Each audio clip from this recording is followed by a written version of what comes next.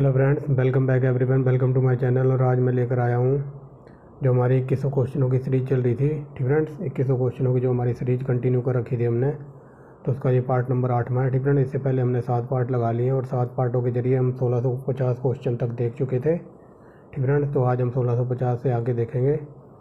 तो चलिए video start करते हैं। और मैं एक बात बताना चाहता हूँ, अगर इससे पहले कि अगर वो किसी ने 7 पार्ट ना देखे हों, यानी कि 1650 क्वेश्चन देखने हों, तो चैनल की प्लेलिस्ट में जाके देखना, वहाँ आपको मिल जाएंगे। मास्टर क्लास के नाम से वीडियो की प्लेलिस्ट बना दी गई है। ठीक फ्रेंड्स, तो 1650 तक हमने देख लिए थे। अब चलते हैं आगे। तो चलिए देखते हैं फ्रेंड्स। पहला क्वेश्चन है इस वीडियो का, 1651 नंबर।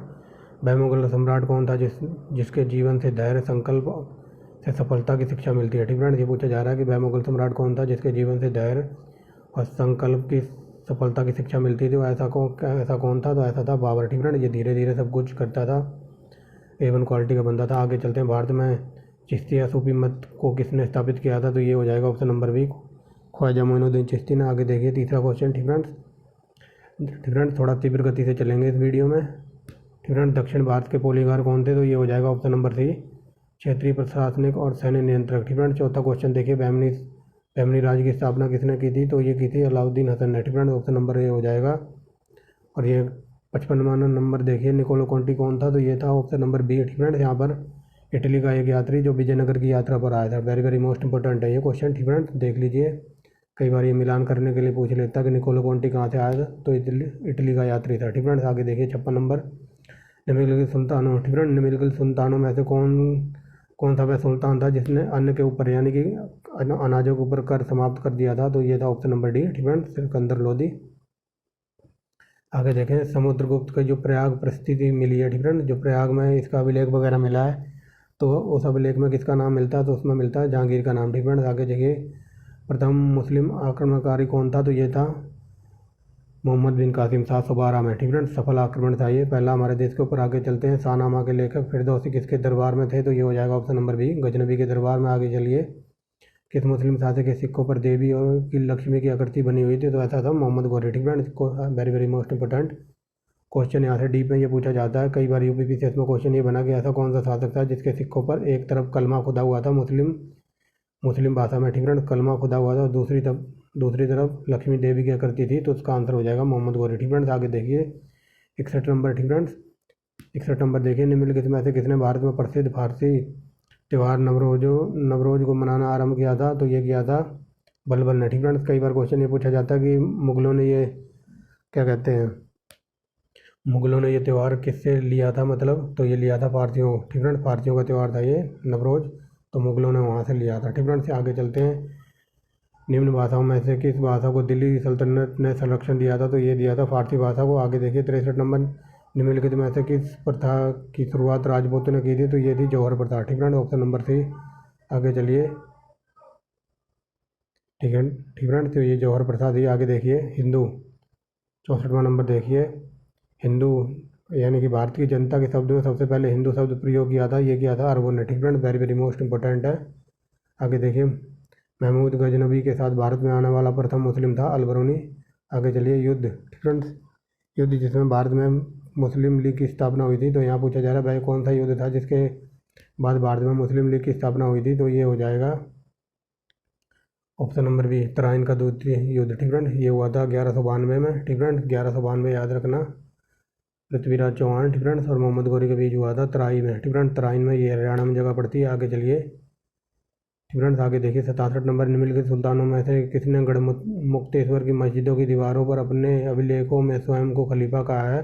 तो ऐसा कहा है बलबन ने। ठीक फ्रेंड्स, आगे देखिए, तबकात नासरी, ये हो जाएगा मिनाज उस सिराज, ऑप्शन नंबर सी। आगे देखिए, 13वीं और 14वीं शताब्दी में भारतीय कृषकों, जो भारतीय किसान थे, वो किसकी खेती नहीं करते थे? ये पूछा जा रहा है, तो ये मक्का। ठीक फ्रेंड, मक्के की कोई नॉलेज नहीं थी उस टाइम, डी हो जाएगा। ठीक फ्रेंड, यहाँ पर देख लीजिए। आगे चलिए, बेरोजगारों, ठीक फ्रेंड, बेरोजगारों के सहायतार्थ, ठीक फ्रेंड, बेरोजगारों की सहायता के लिए दिल्ली के निम्नलिखित सुल्तानों में से किसने रोजगार कार्यालय की स्थापना की थी? तो ये की थी फिरोज तुगलक ने। ठीक फ्रेंड्स, याद रखेंगे, सिंपल वे में समझा दिया है। आगे चलते हैं। ठीक फ्रेंड, फिरोज तुगलक द्वारा स्थापित दार उल सफ़ा क्या था? तो ये एक खैराती अस्पताल था। आगे चलते हैं, संगीत यंत्र तबला, तो ये तबला अमीर खुसरो से रिलेटेड है। ठीक है, तबले का प्रचलन अमीर खुसरो ने किया था। आगे देखिए, निम्नलिखित निम्नलिखित में से किसे भारत का सिराज कहा जाता है, तो ये ऑप्शन नंबर बी। ठीक फ्रेंड्स, ये यूपी का ऐसा कोई सा एग्जाम नहीं होगा जिसमें ये क्वेश्चन ना पूछा गया हो। क्वेश्चन ऐसे पूछा जाता है, भारत का सिराज तो जौनपुर और पूरब का सिराज भी जौनपुर को कहा जाता है। ठीक फ्रेंड्स, और क्वेश्चन थोड़ा यहाँ से डीप में ऐसे बनता है कि कौन सा मतलब मुगल बादशाह था, यानी कि कौन सा ऐसा शासक था जिसने पढ़ाई अपनी जौनपुर से की थी, तो उसका नाम हो जाएगा शेरशाह सूरी। ठीक फ्रेंड्स, आगे चलते हैं। शेरशाह सूरी याद रखना, इसने जौनपुर से पढ़ाई की थी अपनी। आगे चलिए 74 नंबर देखिए। बहमनी राज्य की प्रथम राजधानी निम्नलिखित में से कहाँ बसी थी। ठीक फ्रेंड्स, ये पूछा जा रहा है बहमनी राज्य की जो प्रथम राजधानी थी निम्नलिखित में से कहाँ बनाई थी या बसी थी, तो ये थी गुलबर्गा। ठीक फ्रेंड, गुलबर्गा आएगा ऑप्शन में, ऑप्शन नंबर बी। आगे चलते हैं। ठीक फ्रेंड, 75 नंबर देखिए। निम्नलिखित में से किस सुल्तान के दरबार में सबसे ज़्यादा गुलाम थे, तो गुलाम थे फिरोज तुगलक। ठीक friend, very very most important है, लेकिन कई बार क्वेश्चन ये पूछा जाता है कि किस मुगल शासक के दरबार में सबसे ज़्यादा हिंदू थे। ठीक फ्रेंड, अगर हिंदू की बात हो जाए तो अकबर के क्या कहते हैं, औरंगजेब। ठीक फ्रेंड, औरंगजेब के शासनकाल में थे 33%। अगर औरंगजेब ऑप्शन में ना हो, शाहजहाँ। ठीक फ्रेंड, शाहजहाँ के काल में थे 24%। और अकबर, ठीक है, अकबर की बात हो तो अकबर के काल में थे 16%। तीनों से क्वेश्चन पूछा गया, मैंने तीनों बता दिए। सबसे ज़्यादा औरंगजेब के 33%, शाहजहाँ के काल में 24% और अकबर के काल में 16%। ठीक फ्रेंड्स, याद रखना, हज़ारों बार क्वेश्चन यहाँ से बना है। ठीक फ्रेंड्स, आगे देखिए। हिंदी और फारसी दोनों भाषाओं का विद्वान कौन था, तो ये था ऑप्शन नंबर सी, अमीर खुसरो। आगे चलते हैं। संत सलीम चिश्ती रहते थे, तो ये फतेहपुर सिकरी में रहते थे। ठीक फ्रेंड्स, आगे चलिए। अगर मेरी आवाज़ किसी को तेज़ लग रही हो, अगर मेरी तेज़ बोल रहा हूँ तो आप स्लो करके देख लेना। ठीक फ्रेंड्स, क्योंकि यूपीपीसीएस का एग्ज़ाम लगा हुआ है, तो अब हमारे को स्पीड बढ़ाने की ज़रूरत है। ठीक फ्रेंड्स, और मैं तो कह रहा हूँ आप इस पे देखना 2x की मल्टीप्लाई करके, मतलब 2 की स्पीड पे देखना यूट्यूब की। ठीक फ्रेंड्स, अगर एक बार समझना है दोबारा देख लेना, दोबारा समझना है तो 3 बार। बट ये मोस्ट इंपॉर्टेंट क्वेश्चन है। 2100 से पहले 1000 क्वेश्चन कराए थे, वो भी वेरी वेरी मोस्ट इंपॉर्टेंट है। और 1000 से पहले 700 प्लस क्वेश्चन कराए थे, वेरी वेरी मोस्ट इंपॉर्टेंट। लगभग 3800 क्वेश्चन हो गए हमारे। आगे चलते हैं। 78 नंबर देखिए। डिफरेंट कृष्ण के जीवन की प्रेम वाटिका की रचना किसने की थी, तो ये की थी रस खान ने। डिफरेंस, आगे देखिए। निम्न 79 नंबर देखिए। निम्न मुस्लिम भाषाओं में से किस एक ने मूल निरंतर पद्धति पहली बार लागू की थी, ये पूछा जा रहा है। मूल निरंतर पद्धति या बाजार पद्धति किसने लागू की थी, तो ये था अलाउद्दीन खिलजी। डिफरेंस, आगे चलते हैं। भारत में सर्वप्रथम सांकेतिक मुद्रा किसने चलाई थी, तो ये था MBT यानी कि मोहम्मद बिन तुगलक। ऑप्शन नंबर डी देख लीजिए। ठीक फ्रेंड्स, आगे चलते हैं। किस राजपूत शासक ने मुगलों के विरुद्ध निरंतर स्वतंत्रता का संघर्ष जारी रखा और आत्मसमर्पण नहीं किया था, तो ये क्या था, चंद्रसेन। और कहाँ का राजा था, ये मेवाड़ का था। आगे चलते हैं। अकबर द्वारा बनवाई गई A1 क्वालिटी की यानी सर्वश्रेष्ठ इमारत कहाँ पाई जाती हैं, तो ये पाई जाती हैं फतेहपुर सिकरी में। आगे चलते हैं। शाहनामा के लेखक कौन था, तो Firdausi. Very very most important. आगे देखिए। आगे देखिए। ठीक फ्रेंड, मोहम्मद गौरी ने किस दास को बंगाल एवं बिहार को जीता था, ठीक फ्रेंड, तो ये था Bakhtiyar Khilji. Very very most important, Mohammad Ghori का गुलाम था ये, तो इसने बख्तियार खिलजी ने बंगाल और बिहार को जीता था। लेकिन क्वेश्चन थोड़ा डीप में यहाँ से बनता है कि ऐसा कौन सा शासक था जिसने विक्रमशिला विश्वविद्यालय को नष्ट कर दिया था, उसका आंसर हो जाएगा बख्तियार खिलजी। ठीक फ्रेंड, पूरी कहानी सुना रखी है इसके ऊपर। आगे चलते हैं। 85 नंबर देखिए। निम्नलिखित नेताओं में से कौन एक स्वदेशी आंदोलन के समर्थक थे, तो अरविंदो घोष। ठीक फ्रेंड, आगे चलिए। अमेरिकी समाचार पत्र, ठीक है ना, अमेरिकी पत्रकार था जो महात्मा गांधी के भारत छोड़ो आंदोलन के दौरान उनके साथ था, तो उसका नाम था लुई फिशर। ठीक फ्रेंड, कई बार एग्जाम में पूछा है तो याद रखेंगे। लेकिन क्वेश्चन ये आ जाए कि जब गांधी जी ने मतलब दांडी यात्रा निकाली थी, दांडी मार्च किया था, तो उस समय में महात्मा गांधी के साथ कौन था, तो ये थे बैब मिलर। ठीक फ्रेंड, बैब मिलर का नाम याद रखना। आगे चलते हैं।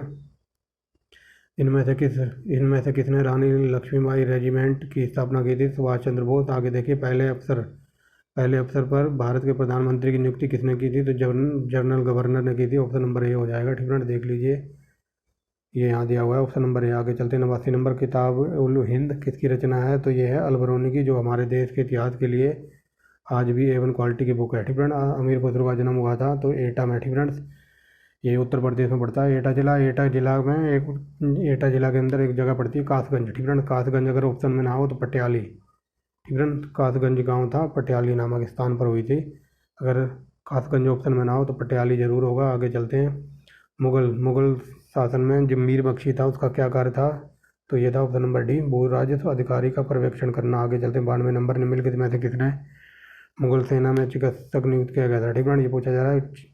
मुगल सेना में चिकित्सक कौन था जो डॉक्टर का काम करता था, ये था मनूची। Option number C. आगे चलते हैं। मुगल प्रशासन में मुहिसिब कौन था, ठीक फ्रेंड, मुहिसिब कौन था, तो बताइए ये कौन था, तो हो जाएगा ऑप्शन नंबर सी लोक आचरण अधिकारी। आगे चलते 94 नंबर, निम्नलिखित में से किस सुल्तान कुतुबुद्दीन क्या कहते हैं कुतुब मीनार की 5वीं मंजिल का निर्माण कराया था? ये कराया था फिरोज तुगलक ने। आगे चलिए 95 नंबर देखिए, भारत का प्रथम मकबरा जो शुद्ध इस्लामिक शैली में निर्मित हुआ है तो वो है बलबन का मकबरा, ऑप्शन नंबर बी। 96 नंबर देखिए, ठीक है ना, ऑप्शन नंबर बी हो जाएगा बलबन का मकबरा। 96 नंबर देखिए, निम्नलिखित सूफी संतों में से कौन एक इस्लाम में कौन कौन एक सर्वप्रथम अजमेर में बस गए थे? तो ये हो जाएगा option number A Sheikh Moinuddin Chishti. Panipat का प्रथम युद्ध हुआ था बाबर और इब्राहिम लोदी के बीच, ऑप्शन नंबर डी। आगे चलते हैं, ठीक फ्रेंड्स।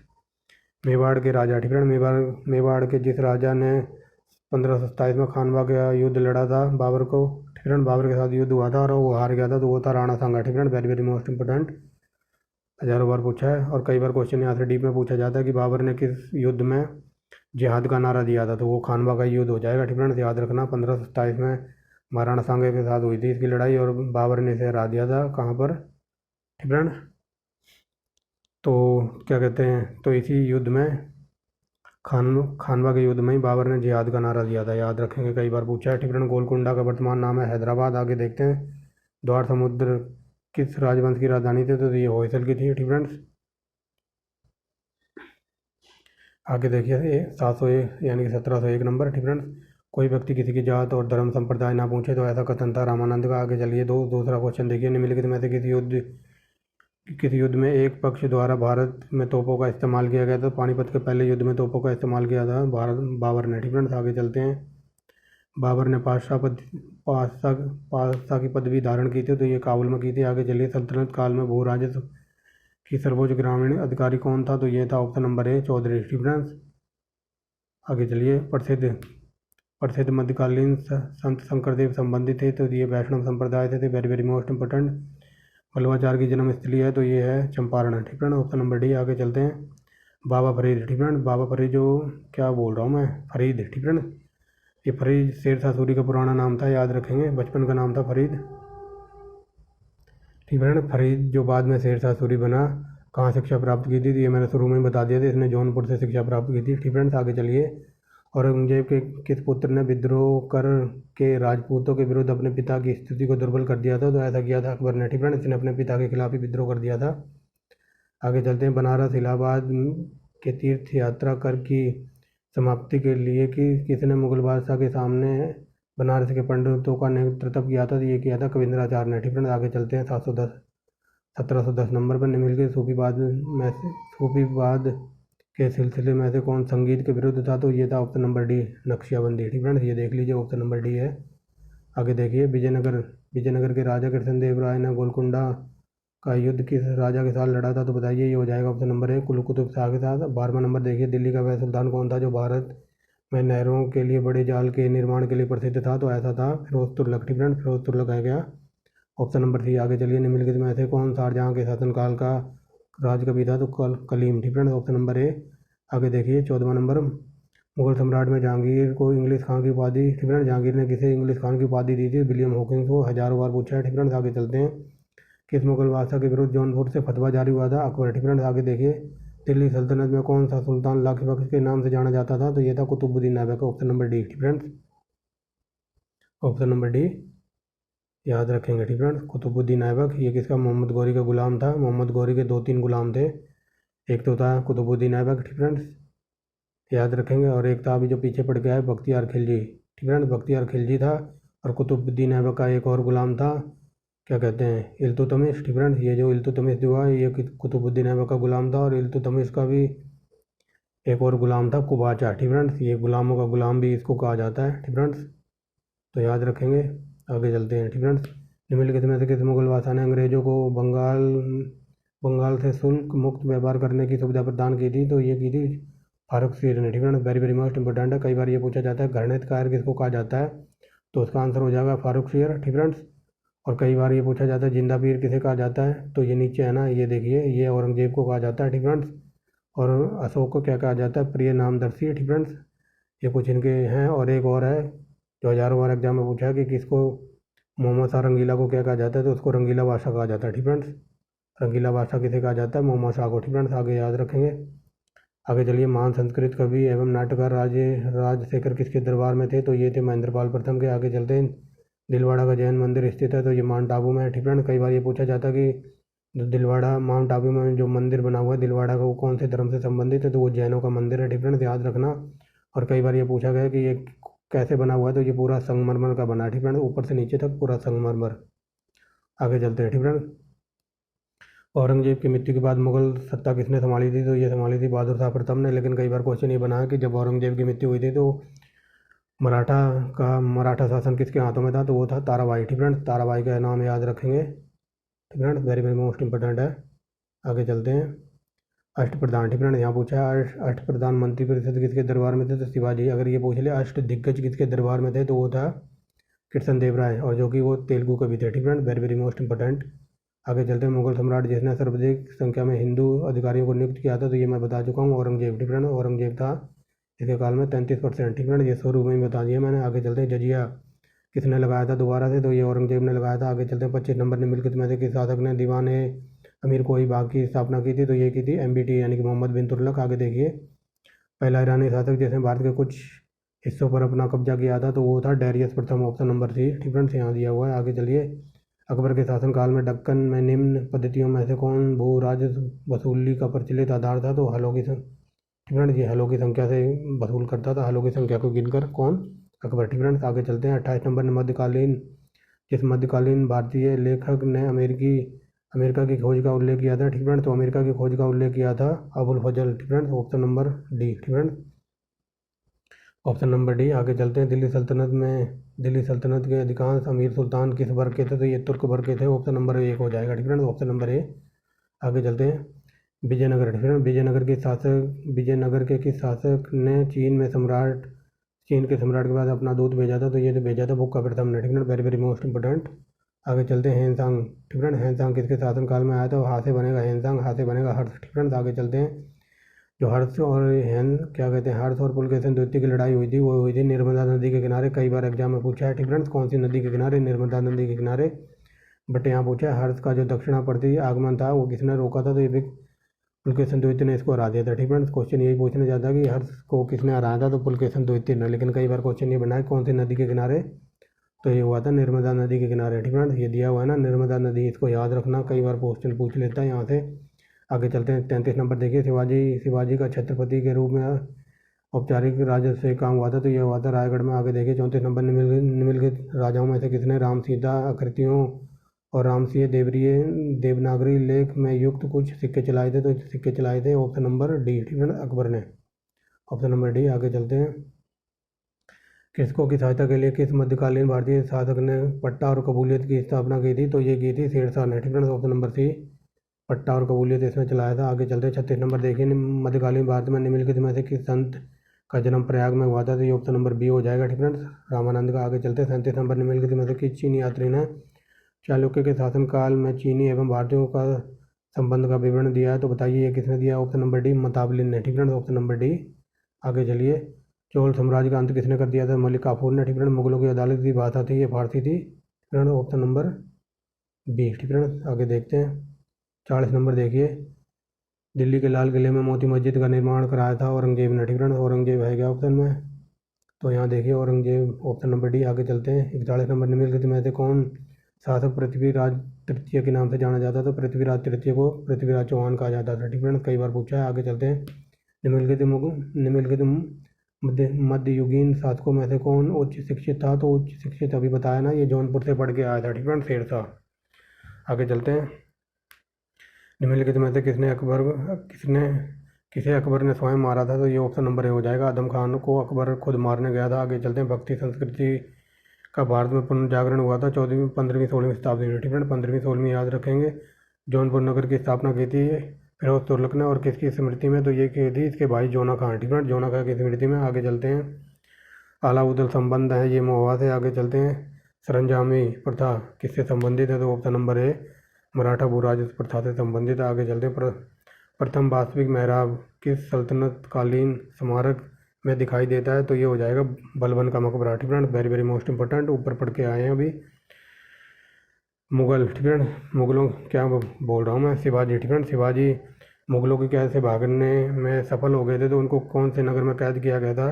ठीक है, इनको आगरा में कैद कर रखा था किसने, औरंगजेब ने। आगे चलते हैं। मुगल काल, ठीक है। मुगल काल जिसमें मदरसे और मुस्लिम न्याय शास्त्र की पढ़ाई से विशिष्ट हासिल की थी। तो ये मदरसा पूछा जा रहा है, ये कहाँ था, तो ये लखनऊ में था, ठीक है। ये सब मैंने आपको डिटेल में पढ़ाया हुआ है, इसलिए मैं थोड़ा तीव्र गति से चल रहा हूँ, ठीक है। मुस्लिमों को पढ़ाई पढ़ाई संबंधित मतलब मुस्लिमों को पढ़ाई वगैरह जो इनको ज्ञान दिया जाता था वो मंदिरों में, क्या कहते हैं, मस्जिदों में और मदरसों में दिया जाता है। और आप बात करें हिंदुओं की, तो हिंदुओं को ज्ञान दिया जाता था मंदिरों में, और मंदिर बनाए जाते थे घरों में, ठीक फ्रेंड्स। ये सब मैंने डिटेल में पढ़ा रखा है। आगे चलते हैं, 51 नंबर देखिए, ठीक फ्रेंड। निम्नलिखित में ऐसे कौन सा एक मुगल मनसबदारी व्यवस्था के विषय में सत्य नहीं है, तो ये हो जाएगा ऑप्शन नंबर सी, ठीक फ्रेंड्स। उनका सवार पद जात पद से अधिक हो सकता था, ऐसा कभी नहीं हुआ था, ठीक फ्रेंड्स। आगे चलते हैं, इनको सही अरेंज कर दीजिए, ठीक फ्रेंड्स। ये बात पूछ रहा है यहाँ पर, सही अरेंज करना है, ठीक फ्रेंड्स। तो सही हो जाएगा पहले शंकराचार्य, फिर रामानुज और फिर चैतन्य, ठीक फ्रेंड्स, ऑप्शन नंबर ए। आगे चलते हैं, संभाजी के बाद मराठा शासन को निम्नलिखित में से किसने सरल और कारगर बनाया, तो ये बनाया था बालाजी विश्वनाथ ने। आगे चलते हैं, किस सिख गुरु को अकबर ने 500 बीघा जमीन दी थी, तो ये थे रामदास, और इसी 500 बीघा जमीन पर आज अमृतसर नगर बसा हुआ है, ठीक फ्रेंड्स। आगे चलते हैं, दिल्ली, दिल्ली का वह शिक्षा केंद्र जो मदरसा ए बेगम कहलाता है, इसकी स्थापना किसने की थी, तो ऑप्शन नंबर महमंगा, ठीक फ्रेंड्स। आगे चलते हैं, किशनगढ़ शैली चित्रकला शैली है, ऑप्शन नंबर बी, ठीक फ्रेंड्स। आगे चलते हैं, 57 नंबर देखिए, निम्नलिखित में से कौन एक संगीत वाद्य बजाने में औरंगजेब A1 क्वालिटी का प्लेयर था, तो बीड़ा बजाता था ये। आगे चलते हैं, प्राय काल में गाया जाने वाला, प्राय काल में जो गाया जाता है राग, उसको कहते हैं तोड़ी, ठीक फ्रेंड्स, तोड़ी, ऑप्शन नंबर ए हो जाएगा। आगे चलते हैं, निम्नांकित मराठा देवियों, ठीक है। निम्नांकित मराठा देवियों में जिसने 1700 ईस्वी से आगे मुगल साम्राज्य के विरुद्ध संघर्ष का नेतृत्व जारी किया, वह कौन थी, तो चलिए देखते हैं वो कौन थी। तो हो जाएगा option number A, option number C, ठीक है। ताराबाई, मैंने भी बताया था ना शुरू में, जब औरंगजेब मरा था तो उस टाइम इसके हाथों में ही मराठा सेना की बागडोर थी। आगे चलते हैं, एक इतिहासकार ने पानीपत की लड़ाई को खुद अपनी आंखों से देखा था, तो वो थे काशीराज पंडित। आगे चलते हैं, किस सिख गुरु ने विरोधी राजकुमार खुसरो की सहायता धन और आशीर्वाद से की थी, तो ये थे अर्जुन देव है, ऑप्शन में ऑप्शन नंबर सी, ठीक फ्रेंड्स। आगे चलते हैं, मुगलों ने नवरोज त्यौहार लिया था, ये हम शुरू में बता चुके हैं, फारसियों से लिया था। आगे चलते हैं, अता अली खां किसका नाम था, तो बताइए किसका नाम था, ऑप्शन नंबर डी, ये तानसेन का पुराना नाम था। शाहजहाँनामा के लेखक फिरदौसी हैं, ठीक फ्रेंड्स। ऑप्शन नंबर ये क्या है, शाहजहाँनामा के लेखक कौन था, तो ये हो जाएगा इनायत खां, ठीक फ्रेंड्स। आगे चलते हैं, वह सेना नायक जिसने बीजापुर के सुल्तानों ने, ठीक फ्रेंड्स, यहाँ पूछा जा रहा है वह सेना नायक कौन था जिसको बीजापुर के सुल्तान ने शिवाजी से लड़ने के लिए, शिवाजी को दबाने के लिए भेजा था, तो वो था अफजल खां, ठीक फ्रेंड्स। अफजल खां यानी कि ऑप्शन नंबर बी, ठीक फ्रेंड्स। आगे देखिए, 66 नंबर देखिए, किस सिख गुरु द्वारा सिखों का खालसा में, ठीक फ्रेंड्स, किस सिख गुरु द्वारा सिखों को खालसा में रूपांतरित किया गया, तो ये हो जाए गुरु गोबिंद सिंह, ठीक फ्रेंड्स। क्वेश्चन ये पूछा जाता है कि सिख गुरु ने सिखों को एक लड़ाकू समुदाय के रूप में बदलने का कार्य किया था, उसका आंसर भी, ठीक फ्रेंड्स, गुरु गोविंद सिंह ही हो जाएगा। बट यहाँ थोड़ा घुमा के पूछा है, बट क्वेश्चन वही है, ठीक फ्रेंड्स, याद रखेंगे। सिक्कों, ठीक फ्रेंड, मुगल शासन के सिक्कों को क्या कहा जाता था, तो ये तांबे के सिक्कों का कहा जाता था दाम, ठीक फ्रेंड, ऑप्शन नंबर बी। आगे देखिए, 68 नंबर, ठीक फ्रेंड, निम्नलिखित में से किसने दिल्ली के 7 सुल्तानों का शासनकाल देखा था, तो ऐसा था अमीर खुसरो, ठीक फ्रेंड, अमीर खुसरो। आगे चलते हैं, एक सेकेंड, क्या हो गया, ठीक फ्रेंड, ऑप्शन नंबर डी है यहाँ, डी नहीं है, ऑप्शन नंबर ए, ये ऑप्शन नंबर ए में है ना अमीर खुसरो, ठीक फ्रेंड, यहाँ देखिए, ठीक फ्रेंड, ये देखिए अमीर खुसरो। आगे चलते हैं, ठीक फ्रेंड्स, यहाँ प्रिंटिंग मिस्टेक है, ए है यहाँ, ठीक फ्रेंड्स, याद रख लेना ए। आगे चलते हैं, 69 नंबर, ठीक फ्रेंड, निम्नलिखित में से किसने साम्राज्य की राजधानी आगरा से दिल्ली स्थानांतरित की थी, तो ये था शाहजहाँ, ठीक फ्रेंड्स, शाहजहाँ। अब दिखाई दे रहा होगा, ठीक फ्रेंड्स, 69 नंबर देखिए, शाहजहाँ। आगे चलते हैं, 1770 नंबर पर जहांगीर के दरबार में पक्षियों का सबसे बड़ा चित्रकार कौन था, तो ये A1 क्वालिटी का बंदा था, इसका नाम था मंसूर, ठीक फ्रेंड।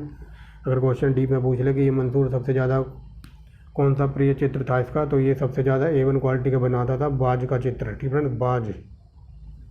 तो आगे चलते हैं, अकबर की इच्छा के अनुसार रामायण का फारसी में अनुवाद किया था अब्दुल कयूम बदायूं ने, ठीक फ्रेंड। आगे चलते हैं, 72 नंबर, निम्नलिखित, ठीक फ्रेंड, मध्यकालीन भारत के आर्थिक इतिहास के संदर्भ में जो ये वर्ड है ना, अरगघट्टा, ठीक फ्रेंड, अरगघट्टा किसके लिए यूज होता था, तो सिंचाई के लिए यूज होता था, very very most important, option number C, ठीक फ्रेंड, इसको याद रखना, ये अगरगट्टा जो वर्ड है ये सिंचाई के लिए प्रयुक्त होता था, ठीक फ्रेंड्स। आगे चलते हैं, निम्नलिखित में से किसी एक ने महत्वपूर्ण कृतियाँ रामचंद्रिका और रसिक प्रिया की रचना की है, तो ये था केशव दास। ठीक फ्रेंड्स, आगे चलते हैं। ऑप्शन नंबर ए आगे देखिए। ठीक फ्रेंड्स, मुगल। ठीक फ्रेंड, मुगलकालीन भारत में राज्य की आय का मुख्य स्रोत क्या था, तो ये था भू राजस्व कर। आगे देखिए, दो अस्पा सिंह अस्पा ये जहांगीर ने लागू की थी। Option number B. ठीक फ्रेंड्स, आगे देखिए, निम्नलिखित में से किस मुगल सम्राट ने शिक्षा संबंधी सुधार किए थे, तो ये अकबर। अकबर। ठीक फ्रेंड्स, अकबर खुद अनपढ़ था लेकिन इसने शिक्षा संबंधी कार्य स्टार्ट किए थे। आगे चलते हैं। सुल्तान के काल में। ठीक फ्रेंड, किस सुल्तान के काल में खालिया भूमि सबसे अधिक पैमाने पर विकसित हुई थी, तो ऐसा था अलाउद्दीन खिलजी। आगे देखिए, निम्नलिखित फ्रेंड किसने सल्तनत काल में डाक व्यवस्था का विवरण दिया है, तो ये था इब्न बतूता, जो कि मोरक्को का यात्री था। ठीक फ्रेंड्स, इब्न बतूता है ऑप्शन में। ऑप्शन नंबर बी, मोरक्को से आया था और इसकी किताब का नाम रखना याद रहेला। ठीक फ्रेंड्स, आगे चलते हैं। जो बाबरनामा है, तो बाबर ने अपनी बाबरनामा में किस हिंदू राज्य का उल्लेख किया है, तो ये क्या था, मेवाड़ के राजा का। ठीक फ्रेंड्स, आगे चलते हैं। फॉरवर्ड ब्लॉक, तो ये 1939 में सुभाष चंद्र बोस ने बनाई थी। आगे चलते हैं। निम्नलिखित में से किस मुगल बादशाह ने दिल्ली में जामा मस्जिद का निर्माण कराया था, तो बताइए ये क्या रहा था, शाहजहां ने। ठीक friends, very very most important. Tabaqat Akbari Akbari Akbari, ये हो जाएगा option number D, Nizamuddin Ahmad ने लिखी थी। ठीक फ्रेंड्स, आगे चलते हैं। 83 नंबर देखिए। आदि ग्रंथ अथवा गुरु ग्रंथ साहिब का आकलन निम्नलिखित में से किसने किया था, तो ये हो जाएगा अर्जुन देव ने। आगे देखिए, फतवा फतेहपुर सिकरी में बादशाह अकबर ने निर्मित क्या करवाया था, तो ये करवाया था पंचमहल। ठीक फ्रेंड्स, ऑप्शन नंबर बी। आगे देखिए। ठीक फ्रेंड, राणा सांगा निम्नलिखित युद्धों में से किसमें बाबर के विरुद्ध लड़ाई की थी, तो राणा सांगा ने खानवा के युद्ध में। ठीक फ्रेंड्स, आगे चलते हैं। कामरूप, ये कामरूप याद रखना, ये असम का पुराना नाम है। कई बार एग्जाम में ग्रुप डी वगैरह में पूछ लेता है, असम का पुराना नाम बताइए, तो कामरूप। अगर कामरूप ऑप्शन में ना हो तो प्रयाग ज्योतिषपुर। ठीक फ्रेंड्स, प्रयाग ज्योतिषपुर भी असम का ही पुराना नाम था, बट यहाँ पूछा है कामरूप में वैष्णव धर्म को लोकप्रिय बनाया था, तो ये बनाया था ऑप्शन नंबर डी, शंकर देव ने। ठीक फ्रेंड, देख लियो डी। ठीक फ्रेंड, शंकर देव ने। आगे चलते हैं। दक्षिण में बहमनी राज्य का संस्थापक निम्नलिखित में से कौन था, तो Hasan Gangu, option number B. ठीक फ्रेंड्स, ये देखिए हसन गंगू है ऑप्शन नंबर बी। 88 नंबर देखिए। नालंदा किसके लिए प्रसिद्ध था, तो ये हो जाएगा ऑप्शन नंबर सी, बौद्ध धर्म दर्शन के लिए। ठीक फ्रेंड्स, आगे चलते हैं। निम्नलिखित में से कौन गजनी वंश का संस्थापक था, तो अल्पतगीन, ऑप्शन नंबर ए। 90 नंबर देखिए। निम्नलिखित में से चंदेल शासक महमूद गजनवी से पराजित नहीं हुआ था, तो ये हुआ था विद्याधर, इसको हरा नहीं पाया था महमूद गजनवी। आगे चलते हैं। गुलामों का गुलाम, ये था रजिया सुल्तान के पापा जी इल्तुतमिश। फ्रेंड्स, आगे चलते हैं। प्राचीन भारत में निम्नलिखित में से कौन सी एक लिपि दाईं ओर से बाईं ओर लिखी जाती थी, तो ये थी Kharosthi, option number D. Friends, आगे चलते हैं। 93 नंबर देखिए। निम्नलिखित में से किसने हिरण्यगर्भ धार्मिक कार्य करवाया था, तो ये दंती दुर्ग। ठीक फ्रेंड्स, गणित गणित की पुस्तक लीलावती, तो ये थे भास्कराचार्य। ठीक फ्रेंड्स, इन्होंने लिखी थी, इसके लेखक थे ये। आगे चलते हैं। भारत के किस स्थान पर खुदाई में लौह धातु का प्राचीनतम प्रमाण मिला, तो ये अतरंजी खेड़ा। ठीक friend, very very most important है, कई बार ये पूछा गया अतरंजी खेड़ा कहाँ है, तो ये है यूपी में। ठीक फ्रेंड, अभी यूपी पीसीएस का 2021 का एग्जाम हुआ था प्री का, तो उसमें ये पूछा गया था, जो मांडी है ना, ये मांडी कहाँ पड़ता है, तो ये उत्तर प्रदेश में पड़ता है, याद रखना। ठीक फ्रेंड्स, ऐसे अतरंजी खेड़ा भी उत्तर प्रदेश में है। आगे चलते हैं। ठीक फ्रेंड्स, गौतम बुद्ध को एक देवता का स्थान किस राजा के काल में मिला था, तो ये कनिष्क। ठीक फ्रेंड्स, आगे चलते हैं। 6ठी शताब्दी ईसा पूर्व 16 महान जनपदों का विषय का उल्लेख निम्नलिखित में से किस में बौद्ध ग्रंथ का उल्लेख की सूचना मिलती है। ठीक फ्रेंड्स, तो ये मिलती है अंगुत्तर निकाय है क्या ऑप्शन में कहीं, तो ये हो जाएगा ऑप्शन नंबर डी। ठीक फ्रेंड्स, ये 2021 में जो ये आर ओ का पेपर हुआ था यूपीपीसीएस का, उसमें ये क्वेश्चन पूछा गया था कि जो 16 महाजनपद थे, ठीक फ्रेंड्स, 16 में से यूपी में कितने पड़े थे, तो 8 यूपी में थे, याद रखना। ठीक फ्रेंड्स, आगे चलते हैं। विश्व में पहला गणतंत्र वैशाली में किसके द्वारा स्थापित किया गया था, तो ये लिच्छवी द्वारा। आगे चलते हैं। उपनिषद पुस्तकें ये दर्शन पर आधारित हैं, ऑप्शन नंबर डी। आगे चलते हैं। 1800। ठीक फ्रेंड्स, निम्नलिखित में से किस एक वैदिक साहित्य में मोक्ष की चर्चा मिलती है, तो मिलती है उपनिषद में। आगे चलते हैं। गीत गोविंद के रचनाकार जयदेव हैं, वेरी वेरी मोस्ट इंपोर्टेंट, हजारों बार पूछा है कि गीत गोविंद के रचनाकार कौन है, तो जयदेव हैं। और जयदेव किसके दरबार में थे, तो ये थे option number D, Lakshman Sen. ठीक friends, Lakshman Sen option number D.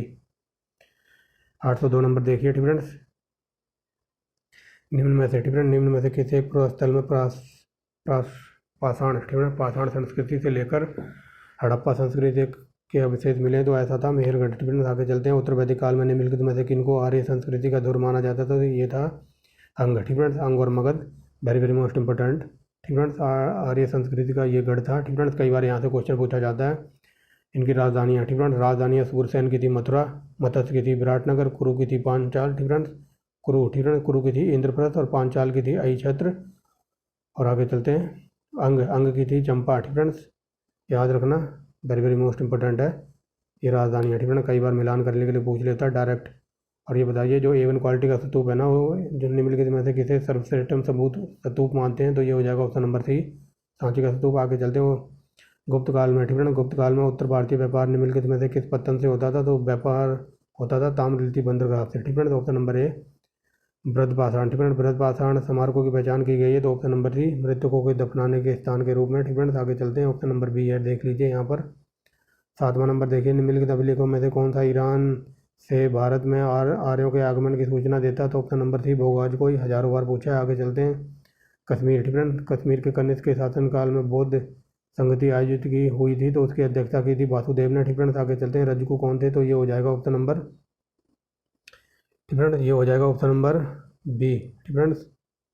रज्जू कौन थे, तो ये मौर्य शासनकाल के अधिकारी थे। आगे चलते हैं। निम्नलिखित में से कौन गुप्त काल में अपनी आयुर्विज्ञान विशेषक रचना के लिए जाना जाता है, ठीक है ना, तो ये था सुश्रुत। इसने आयुर्विज्ञान पर रचना की थी, तो उसका नाम था सुश्रुत। आगे चलते हैं। हिंदुस्तान की जनता के लिए हिंदू शब्द सबसे पहले प्रयोग किया था अरबों ने, ठीक है ना, ये रिपीट हो गया क्वेश्चन। आगे चलते हैं।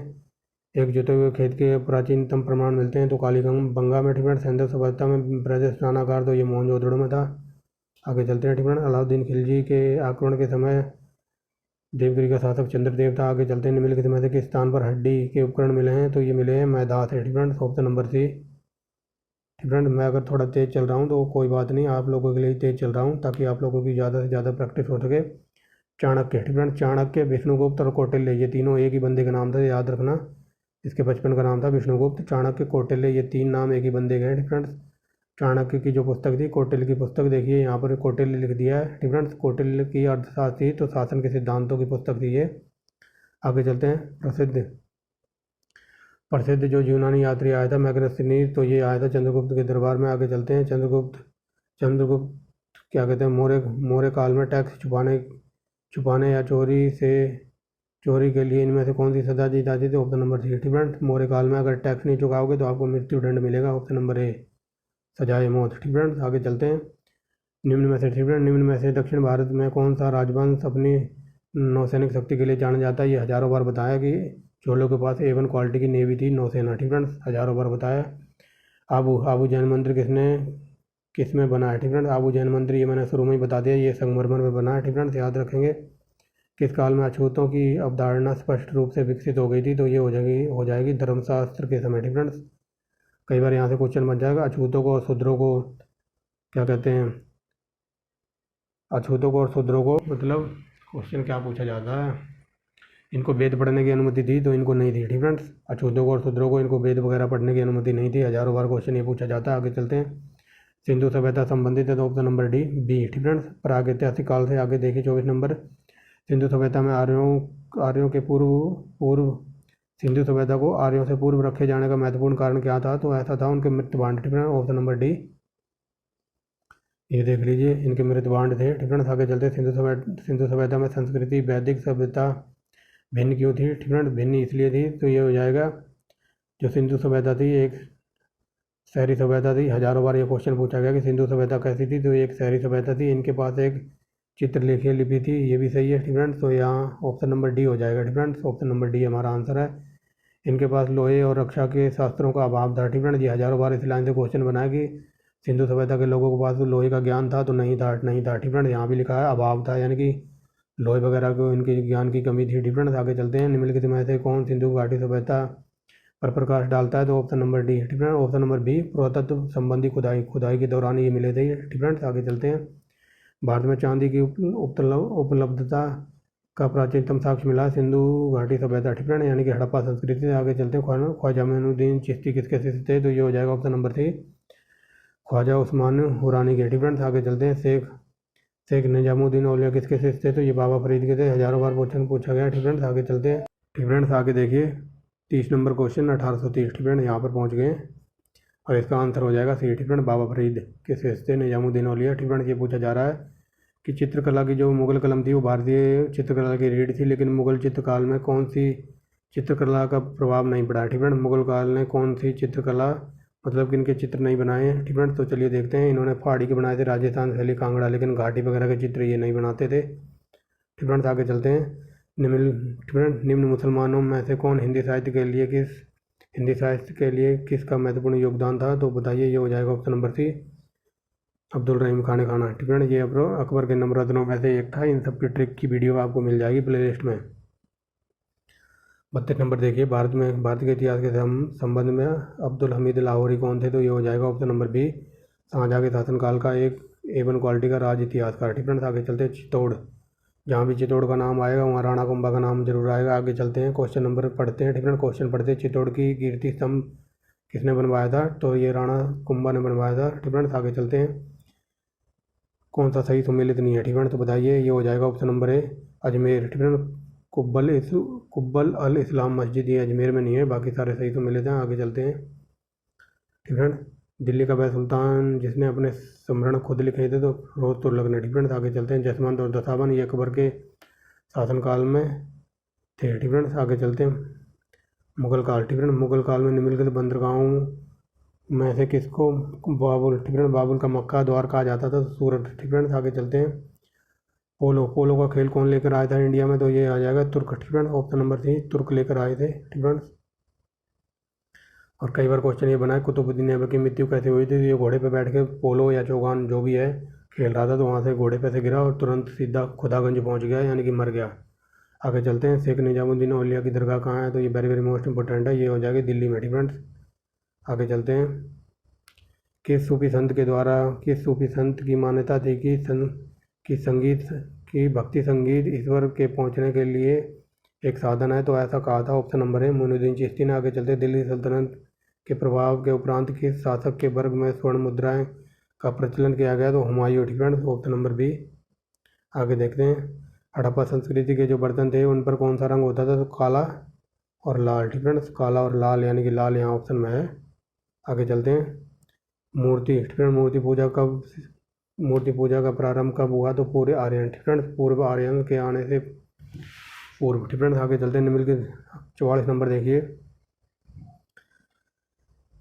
ठीक है, 44 नंबर देखने, निम्नलिखित पशुओं में से किस एक का हड़प्पा संस्कृति की मोहरों पर टेराकोटा कृतियों में रूपण नहीं हुआ है? ठीक है, ये पूछा जा रहा है जो हड़प्पा संस्कृति की मोहरें थी तो उनमें से कौन से पशु का, उनकी मोहरों पर कौन सा पशु का चित्र नहीं मिलता है? तो उन्हें गाय, ठीक है, गाय और घोड़े का नहीं मिलता है। ठीक है, याद रखना, गाय और घोड़े का नाम, उनकी मोहरों पर गाय और घोड़ा नहीं मिलता है। आगे चलते हैं। ठीक है, निम्नलिखित में से किसने राष्ट्रकूट साम्राज्य की नींव रखी थी? तो दंती दुर्ग। आगे चलते हैं। कल्हण की पुस्तक है राजतरंगिणी और इसमें है कश्मीर का इतिहास, ऑप्शन नंबर सी। ठीक है, हजारों बार क्वेश्चन ये पूछा गया है। कल्हण की पुस्तक है राजतरंगिणी और इसमें कश्मीर के इतिहास का वर्णन है। आगे चलते हैं। ठीक है, महान संस्कृत कवि नाटककार राजशेखर किसके दरबार में थे? ऑप्शन नंबर सी, महेंद्र पाल प्रथम। ठीक है, आगे चलते हैं। चोल साम्राज्य को किसने समाप्त किया था? तो मलिक काफूर ने। आगे चलते हैं। दिलवाड़ा जैन मंदिर स्थित है? तो ये क्वेश्चन रिपीट हो गया, ये माउंट आबू में। ठीक है, आगे चलते हैं। खुसरो मंदिर, ठीक है, खुसरो नहीं है, ये खजुराहो। ठीक है, खजुराहो का मंदिर किसने बनवाया था? तो चंदेलों ने। ठीक है, वेरी वेरी मोस्ट इंपॉर्टेंट है। आगे चलते हैं। निम्नलिखित में से कौन अशोककालीन अभिलेख खरोष्टी लिपि में है? तो इन सब की ट्रिक की वीडियो मिल जाएगी आपको। ठीक है, ऑप्शन नंबर सी, कौन सा अभिलेख कहाँ से मिला है, किस भाषा में मिला है, इन सबको ट्रिक से बना के बता रखा है। आगे चलते हैं। पहला ईरानी शासक जिसने भारत के कुछ भागों पर कब्जा किया था? डेरियस प्रथम। ठीक है, गंधार शैली थी, भारत और यूनानी शैली का मिश्रण था गंधार शैली। ठीक है, ऑप्शन नंबर डी। अहंसा किसके शासनकाल में इंडिया में आया था? तो हर्षवर्धन। ठीक है, यहाँ पे है नाम 54 नंबर पर। ठीक है, ये क्वेश्चन शायद रिपीट हो गया है। तो ये देखिए, हर्षवर्धन के काल में न्याय दर्शन से बिलोंग करते थे गौतम जी। ठीक है, आगे चलते हैं। सती प्रथा का प्रथम अभिलेख मिलता है आयरन अभिलेख। ठीक है, आगे चलते हैं। इनमें से किस आयुर्वेदाचार्य ने तक्षशिला से अपनी शिक्षा प्राप्त की थी? तो ऑप्शन नंबर हो जाएगा सी। ठीक है, चरक और जीवक। ठीक है, ये दो ऑप्शन नंबर होना चाहिए, सी डी। ठीक है, सी और डी। ठीक है, ये दोनों थे, इन्होंने अपनी ग्रेजुएशन की थी तक्षशिला से। आगे चलते हैं।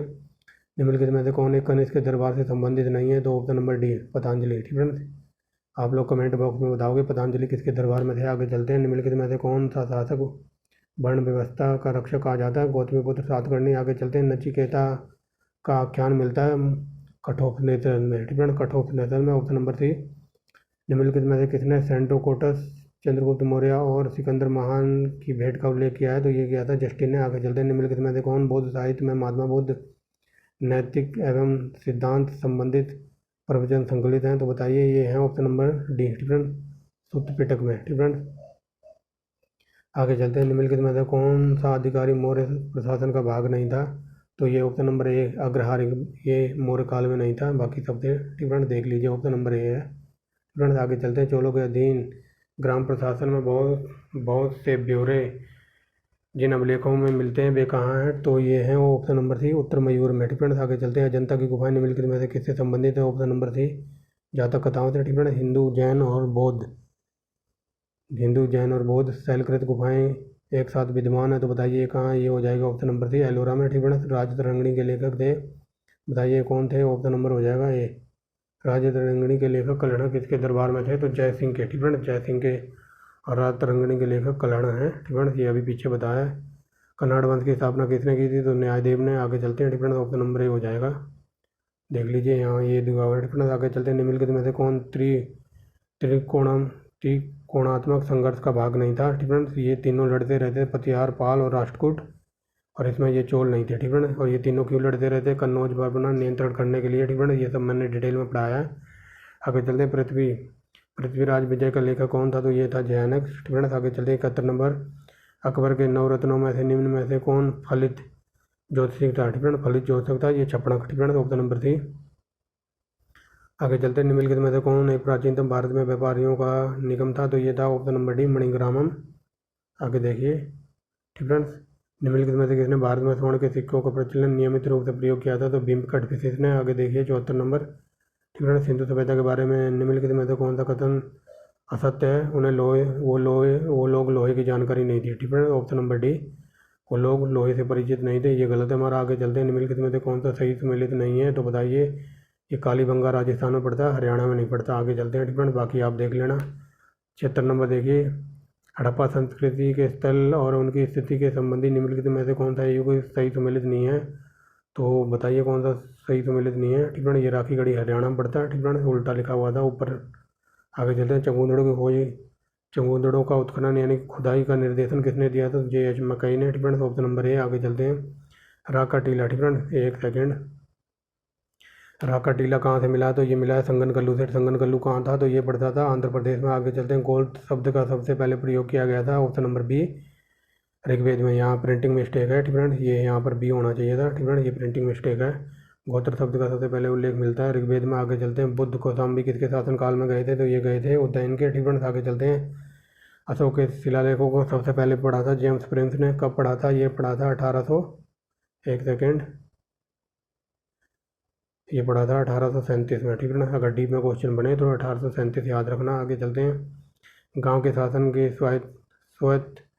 स्वायत्त शासी पंचायतों के माध्यम से संचालित करने की व्यवस्था का सूत्रपात किसने किया था? तो ये किया था आई थिंक मौर्यों ने। ठीक है, मौर्यों ने। आगे चलते हैं। राजस्थान जहाँ पर प्राग अशोक ब्राह्मी लिपि प्राग अशोक ब्राह्मी लिपि का पता चला है, तो वो था अनुराधापुर। ठीक है ना, तो यहाँ पर अशोक के ब्राह्मी लिपि का पता चला है अनुराधापुर में। ठीक है ना, गंधार। आगे चलते हैं। कला। ठीक है, कला की गंधार शैली निम्न में से किस समय फली फूली थी? तो बताइए, ये हो जाएगा ऑप्शन नंबर एक, कुषाणों के काल में। आगे चलते हैं। मुगल सम्राट। ठीक है, गुप्त सम्राट के द्वारा। ठीक है, गुप्त सम्राट के द्वारा किन्हें कर रहित भूमि दी जाती थी? तो ब्राह्मणों को। ठीक है, इनके ऊपर कोई टैक्स नहीं लगता था, ब्राह्मणों के ऊपर इनको भूमि दी जाती थी, कर रही थी। ठीक है, आगे देखते हैं। होली। ठीक है, होली त्यौहार को सार्वजनिक उत्सव में भाग लेने वाला दिल्ली का प्रथम सुल्तान कौन था? तो ये था MBT, मोहम्मद बिन तुगलक। आगे चलते हैं। ठीक है, किस मध्यकालीन युग में सुल्तान को आगरा शहर की। ठीक है, आगरा शहर की नींव डालने और उसे उसकी राजधानी बनाने का श्रेय जाता? तो ऐसा था सिकंदर लोधी। ठीक है, और ये गुलरुखी में अपनी कविताएं लिखता था, कई बार क्वेश्चन पूछा है। ठीक है, आगे चलते हैं। दिल्ली के सुल्तान को के विषय में कहा जाता है कि उसने रक्त और लोहे की नीति अपनाई थी? तो ऐसा था ऑप्शन नंबर बी, बलबन। ठीक है, ये दुष्ट किस्म का व्यक्ति था। और इसकी एक बार और पूछा जाता है कि सज्जदा और पापोस किसने स्टार्ट की थी? सज्जदा और पापोस की प्रथा तो ये की थी बलबन नहीं। ठीक है, सज्जदा का मतलब होता था झुककर दंडवत प्रणाम करना, और पापोस का मतलब होता था पैर का अंगूठा चूमना। ठीक है, आगे चलते हैं। उत्तरी तथा उत्तरी पश्चिमी भारत में सर्वाधिक संख्या में तांबे के सिक्के किसने जारी किए थे? तो ये किए थे ऑप्शन नंबर बी, कुषाणों ने। आगे चलते हैं। महायान बौद्ध धर्म से बोधि तत्व अवलोकितेश्वर को और किस अन्य नाम से जाना जाता? तो ये पद्म पाणी, ठीक है, पद्म पाणी के नाम से जाना जाता था। आगे देखिए, ये क्वेश्चन आ ही गया। बोधि तत्व पद्म पाणी का चित्र सर्वाधिक प्रसिद्ध और प्राय चित्रकारी है, तो बताइए वो कहाँ पर है? वो है अजंता में, ठीक है। तो ऑप्शन नंबर ए। आगे चलते हैं। किसने सहिष्णुता, उदारवाद और करुणा के त्रिविधि आधार पर राज धर्म की स्थापना की थी? अकबर ने, ठीक है। तो आगे चलते हैं। अशोक के निम्नलिखित अभिलेखों में से किस एक में दक्षिणी राज्य का उल्लेख मिला है? तो ये हो जाएगा ऑप्शन नंबर बी, ठीक है। पहले अभिलेख में पूछ ले तो पहले अभिलेख में इसने पशु बलि पर रोक लगाने की बात कही थी। दूसरे अभिलेख में दक्षिणी राज्यों का उल्लेख मिलता है, ठीक है। ये सबकी ट्रिक की बना के वीडियो पे डाल रखी है प्ले लिस्ट में, ठीक है। आगे चलते हैं। मौर्य के बाद दक्षिण भारत में सबसे प्रभावशाली राज्य था सातवाहन, ठीक है। ऑप्शन नंबर ए। मानव समाज विलक्षण है क्योंकि वह मुख्यतः आश्रित होता है संस्कृति पर, ठीक है। आगे चलते हैं। आर्य शब्द इंगित करता है, तो ये ऑप्शन नंबर डी हो जाएगा, ठीक है। आर्य शब्द का मतलब है श्रेष्ठ वंश, ठीक है। आगे चलते हैं। किस वैदिक ग्रंथ में वर्ण व्यवस्था का सर्वप्रथम उल्लेख हुआ है? तो ऋग्वेद में। आगे चलते हैं। बुद्ध के जीवन की किस घटना को महाभिनिष्मीकरण के रूप में जाना जाता है? तो जब इन्होंने घर छोड़ा था ना, तो उस घटना को महाभिनिष्मीकरण कहा गया था, ऑप्शन नंबर सी, ठीक है। और इनके जब मृत्यु हुई थी उसको कहा गया था महापरिनिर्वाण, ठीक है। Option number B. ये याद रखें कि महापरिनिर्वाण का संबंध है इनकी मौत से। आगे चलते हैं, ठीक है। आगे चलते हैं। निम्नलिखित में से किस मौर्य राजा ने दक्कन की विजय प्राप्त की थी? तो ऑप्शन नंबर बी, चंद्रगुप्त ने, ठीक है। आगे चलते हैं। ईस्ट इंडिया कंपनी के द्वारा उच्च न्यायालय के प्रथम न्यायाधीश कौन थे? तो अलीजा इम्पे, ठीक है। Very very most important, ELISA Impey. अंतरिम सरकार 1940 में रेल मंत्रालय का कार्य किसको सौंपा गया था? तो ये थे अली आसफ अली, ठीक है। Option number C. आगे चलते हैं। निम्नलिखित में से किस एक ने भारत के लिए संविधान सभा का गठन का विचार दिया था? तो ये दिया था option number C, cabinet mission योजना ने। आगे चलते हैं। महात्मा गांधी द्वारा व्यक्तिगत सत्याग्रह आंदोलन के लिए सर्वप्रथम सत्याग्रही चुना गया था? तो ऑप्शन नंबर बी, डी, ठीक है। विनोबा भावे, ठीक है। अगर दूसरा पूछ ले तो दूसरे थे जवाहरलाल नेहरू और प्रथम थे विनोबा भावे, ठीक है। आगे चलते हैं। निम्नलिखित में से कौन द प्रॉब्लम फॉर ईस्ट, ठीक है। The problem for the east नाम के पुस्तक के लेखक थे? तो ये झंडू बाम करजन। आगे चलते हैं। निम्नलिखित में से कौन 19वीं शताब्दी में पढ़े, ठीक है। निम्नलिखित में से कौन 19वीं शताब्दी में पढ़े किस अकाल का प्रकोप समुद्र यानी कि सी ऑफ द कैलेमिटी कहा जाता है? तो जब मैंने आपको ये चैप्टर डिटेल में पढ़ाया था तो वहाँ मैंने हज़ारों बार बताया था कि जो उड़ीसा का अकाल पड़ा था ना, उसको सी ऑफ द कैविस्टी कहा जाता था, कैलेमिटी, ठीक है। 90 लाख लोग मर गए थे इसमें, याद रखना। इतनी भुखमरी थी और ऊपर से अकाल ने तो बिल्कुल जान ही निकाल दी थी इंडिया वालों की। आगे चलते हैं, ठीक है। 906 नंबर देखिए। निम्नलिखित में से किसने कहा था महात्मा गांधी एक क्षणिक भूत की भांति धूल उड़ाते हैं? तो ऐसा कहा था जिन्ना ने, ठीक है। यहाँ प्रिंटिंग मिस्टेक है, ये ऑप्शन नंबर बी होना चाहिए, ठीक है। आगे चलते हैं। महात्मा गांधी ने आमरण अनशन कब आरंभ किया था? तो ये क्या था? कम्युनल अवार्ड के समय। आगे चलते हैं। 5 मार्च 1931 महात्मा गांधी गांधी इरविन समझौता के नाम से जानी जाती है डेट 5 मार्च 1931। शायद ही ऐसा कोई सा एग्जाम होगा जहाँ ये क्वेश्चन ना पूछा गया हो, ठीक है। आगे चलते हैं। निम्नलिखित में से दांडी मार्च में महात्मा गांधी के साथ कौन था? ठीक है, ये शुरू में मैंने क्वेश्चन बता दिया। दांडी मार्च के समय बैब मिलर था इनके साथ, ठीक है, शुरू में मैंने बता दिया था। निम्नलिखित में से किस महिला ने तिरंगा फहराया था? ठीक है, ऑप्शन नंबर बी, सबसे पहले तिरंगा हमारे देश का फहराया था मैडम भिकाजी कामा ने। और क्वेश्चन ये पूछ ले डीप में कि कहाँ फहराया था, तो ये फहराया था जर्मनी में, ठीक है। ये जर्मनी लिखा हुआ है डॉक्टर वाली राइटिंग में। आगे चलते हैं। किसके द्वारा मंदिरों में प्रवेश के अधिकार की मांग की प्रस्तुति के कारण, ठीक है, प्रस्तुति के कारण 1899 में तिरुनेवेली में भयंकर दंगे हुए थे? तो ऐसा करने वाला था नडार, ठीक है। आगे चलते हैं। बुद्ध ने सबसे ज़्यादा उपदेश कहाँ दिए थे? तो ये दिए थे सबसे ज़्यादा, बताइए। ये श्रावस्ती में कई बार क्वेश्चन बना, ठीक है। लेकिन कई बार क्वेश्चन ये भी पूछा गया है कि बुद्ध ने अपनी अंतिम वर्षा ऋतु कहाँ बिताई थी? तो वो बिताई थी वैशाली में, ठीक है। एक सेकेंड, ठीक है, वो बिताई थी वैशाली में, ठीक है। ये वैशाली लिखा हुआ है, अंतिम वर्षा ऋतु वैशाली, ठीक है। आगे चलते हैं। बौद्ध कौशाम्बी किसके काल में गए थे? तो उज्जैन के, ठीक है, ऑप्शन नंबर 3। आगे चलते हैं। निम्नलिखित में से किस पशु का आंकलन हड़प्पा संस्कृति के मोहरों पर नहीं मिला है? तो बताया था मैंने घोड़ा और गाय, ठीक है। ऑप्शन नंबर सी हो जाएगा। आगे चलते हैं, मृण पट्टिकाओं पर उत्कीर्ण श्रृंग युक्त देवता की कृति कहाँ से प्राप्त हुई है? तो ये हो जाएगा ऑप्शन नंबर बी, कालीबंगा, ठीक है। लेखन कला का उचित प्रणाली, ठीक है, लेखन कला की उचित प्रणाली विकसित होने वाली प्रथम प्राचीन सभ्यता कौन सी थी? तो ये बताइए। ये हो जाएगा सुमेनेरिया, ठीक है। सुमेनेरिया सभ्यता थी और इसको कहा जाता है मेसोपोटामिया की सभ्यता भी, ठीक है। इसके दो नाम है, सुमेनेरियाई और मेसोपोटामिया की सभ्यता। आगे चलते हैं,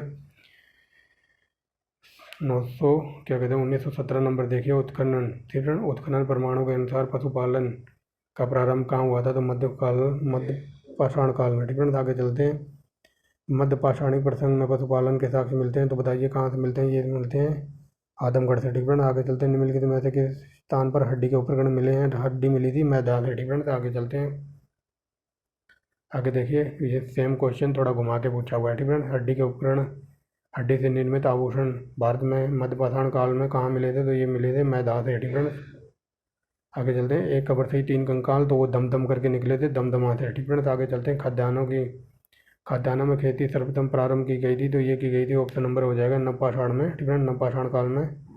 आगे चलते हैं, भारत में मानव के साक्ष्य सर्वप्रथम मिले थे नर्मदा घाटी से, ठीक है। ऑप्शन नंबर डी हो जाएगा। आगे चलते हैं, मानव ने सर्वप्रथम कौन से अनाज को उपजाया था? सबसे पहले जौ, ठीक है, जौ और जौ से बनती है बियर, ठीक है। याद रखना, कई बार ग्रुप डी एग्जाम में पूछ लेते हैं रेलवे वगैरह में कि जौ का प्रयोग कहाँ किया जाता है? तो बियर बनाने में, ठीक है। आगे चलते हैं, आगे देखिए, वह कौन सा स्थान था जहाँ पर प्राचीनतम स्थायी जीवन के प्रमाण मिले हैं? तो ये ऑप्शन नंबर डी, मेहरगढ़, ठीक है। आगे चलते हैं, निम्नलिखित में से किसको चालकोलिथिक युग भी कहा जाता है? तो बताइए। ये हो जाएगा ताम्रपाषाण काल, ठीक है, ताम्रपाषाण काल। आगे चलते हैं, निम्नलिखित में से किस एक पुरास्थल पर प्राचीन संस्कृति से लेकर हड़प्पा संस्कृति के अवशेष मिले हैं? तो ये मिले हैं मेहरगढ़, ऑप्शन नंबर सी, ठीक है। देख लीजिए, ऑप्शन नंबर बी, ठीक है, मेहरगढ़। भीमबेटका किसके लिए प्रसिद्ध है? तो वो ऑप्शन नंबर ए, गुफाओं में शैलचित्र के लिए, ठीक है। आगे चलते हैं, 29 नंबर देखिए, भारत में, ठीक है, भारत में किस शिलाश्रय से सर्वाधिक चित्र प्राप्त हुए हैं? तो भीमबेटका है क्या कहीं? हाँ, ठीक है, भीमबेटका ही है, ऑप्शन नंबर बी। गैरिक मृतभांड पात्र का नामांकन हुआ है? तो बताइए कहाँ हुआ है? तो ये हो जाएगा हस्तिनापुर में, ठीक है, ऑप्शन नंबर ए। आगे चलते हैं, 31 नंबर देखिए, ताम्रपाषाण, ठीक है। ताम्रपाषाण काल में महाराष्ट्र के लोग मृतकों को फरस पर रखकर कैसे दफनाते थे? तो ये ऑप्शन नंबर ए, ठीक है, उत्तर से दक्षिण की ओर ऐसे, ठीक है, ऊपर सर उत्तर दिशा में, नीचे पैर दक्षिणी दिशा में, ठीक है। आगे चलते हैं, निम्नलिखित में से किस स्थान पर मानव कंकाल के साथ कुत्ते के दफनाने के अवशेष मिले हैं? तो ये हो जाएगा बुरजोम, ठीक है। बुरजोम ये जम्मू कश्मीर में पड़ता था। गर्ताबास के साक्ष्य मिले हैं बुरजोम में, ठीक है, ऑप्शन नंबर ए। 33 में का भी है, ठीक है। लोग जम्मू कश्मीर में ठंड वगैरह से बचने के लिए गड्ढे का घर बना के रहते थे ज़मीन के नीचे, उसी को गर्ताबास कहा जाता है, ठीक है। और ये मिले हैं बुरजोम जम्मू कश्मीर से, ऑप्शन नंबर ए। आगे चलते हैं, ठीक है। आगे देखिए, विंध्य क्षेत्र, ठीक है, विंध्य क्षेत्र के किस शिलाश्रय से सर्वाधिक मानव कंकाल मिले हैं? ठीक है, तो ये मिले हैं ऑप्शन नंबर डी, लेखैया से। 35 नंबर देखिए, भारतीय पुरातत्व सर्वेक्षण निम्नलिखित में से किसके अंडर कार्य करता है? तो ये वो करता है, ऑप्शन नंबर ए, संस्कृति मंत्रालय के अंडर, ठीक है। आगे चलते हैं, भारतीय पुरातत्व के जनक किसे कहा जाता है? अलेक्जेंडर कनिंघम को, ठीक है। आगे चलते हैं, बुद्ध के जीवन की किस घटना को विस्मिनीकरण कहा जाता है? तो ये गृह त्याग क्या, ठीक है, ये क्वेश्चन रिपीट हो गया है। आगे चलते हैं, गौतम बुद्ध की माँ कौन से वंश से संबंधित थी? ऑप्शन नंबर डी, कोलिया वंश से, ठीक है। आगे चलते हैं, गौतम बुद्ध का जन्म ये लुम्बिनी में हुआ था, ये लॉलीपॉप क्वेश्चन है। आगे चलते हैं, 40 नंबर, ठीक है। निम्नलिखित में से कौन सा ये अशोक का एक अभिलेख इस परंपरा की पुष्टि करता है कि गौतम बुद्ध का जन्म लुम्बिनी में हुआ था? तो ऑप्शन नंबर डी, रुम्बनदेही अभिलेख, ठीक है। आगे चलते हैं, महात्मा बुद्ध का परिनिर्वाण ये हुआ था कुशीनगर, उत्तर प्रदेश में पड़ता है। आगे चलते हैं, महात्मा गौतम बुद्ध द्वारा अपने धर्म में दीक्षित किया जाने वाला अंतिम व्यक्ति निम्नलिखित में से कौन था? तो ये था सुबोध, ठीक है, ऑप्शन नंबर डी। मानव ने सबसे पहले किस धातु का प्रयोग किया था? तो ये किया था तांबा, ठीक है। क्वेश्चन याद रखना, इसकी ट्रिक है कुत्ता, ठीक है, कुत्ता। तो ये पूछ ले सबसे पहले कौन सी धातु प्रयोग की थी, ठीक है, तो उसका आंसर हो जाएगा तांबा, ठीक है। ये ता से बनेगा तांबा, ठीक है।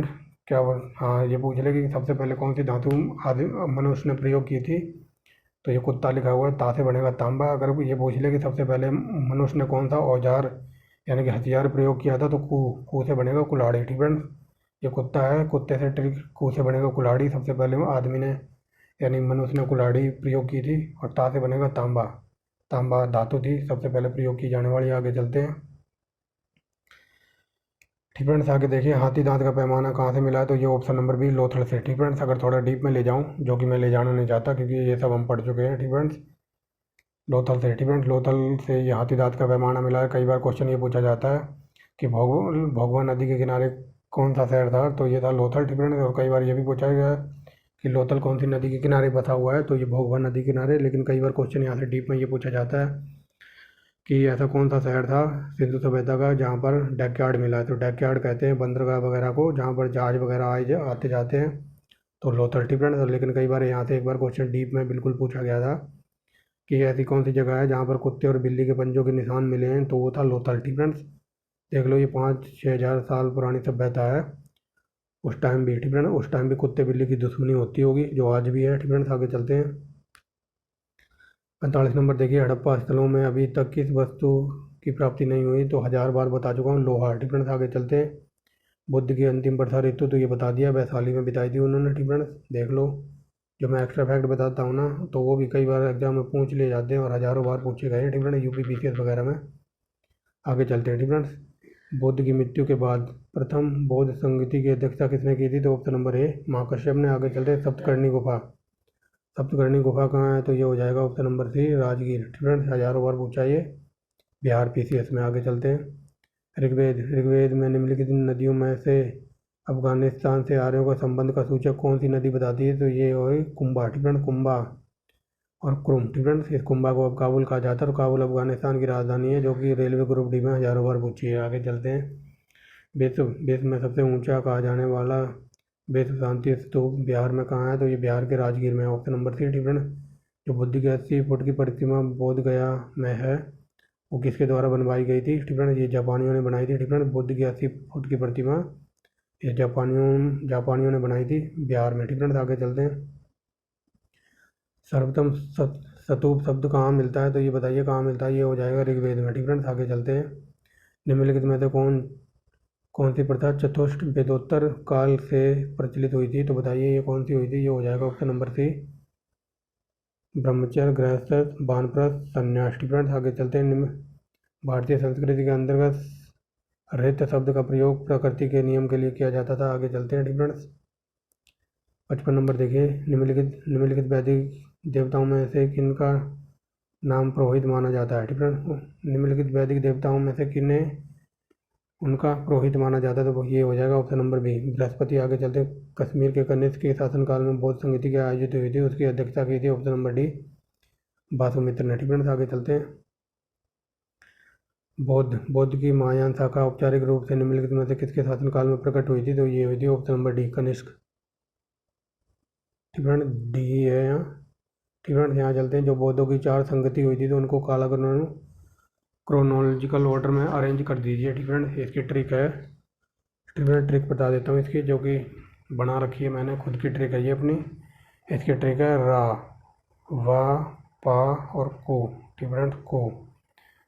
तो रा से बनेगा राजगृह। ठीक फ्रेंड्स, राजगृह पहली समिति हुई थी राजगृह में। बा से बनेगा वैशाली, पा से बनेगा पाटलिपुत्र, को से बनेगा कुंडलवन। ठीक फ्रेंड्स, रा बा पा को याद रखना। रा से राजगृह पहली समिति, बा से वैशाली दूसरी समिति, पा से पाटलिपुत्र तीसरी समिति, का से कुंडलवन चौथी समिति। ठीक फ्रेंड्स, तो अब अरेंज कर दीजिए इसे। रा बा पा को, रा बा पा को, यानी कि 2 1 4 3, 2 1 4 3, 2 1 4 3, ऑप्शन नंबर डी। ठीक फ्रेंड्स, आगे चलते हैं।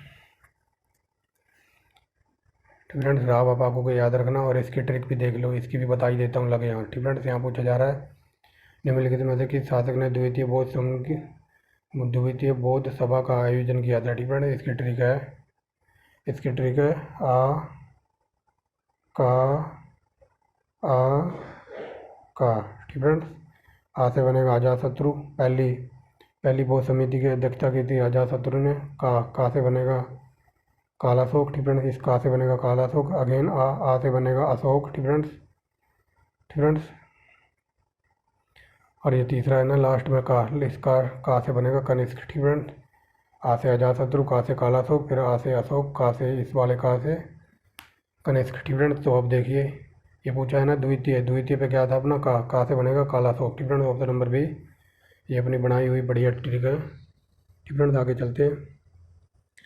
भारतीय कला में बौद्ध शैली की किस घटना का चित्रण मृग सहित चक्र द्वारा हुआ है, डिफरेंस। तो ये बताइए क्या हुआ था। तो ये हुआ था ऑप्शन नंबर सी, डिफरेंस।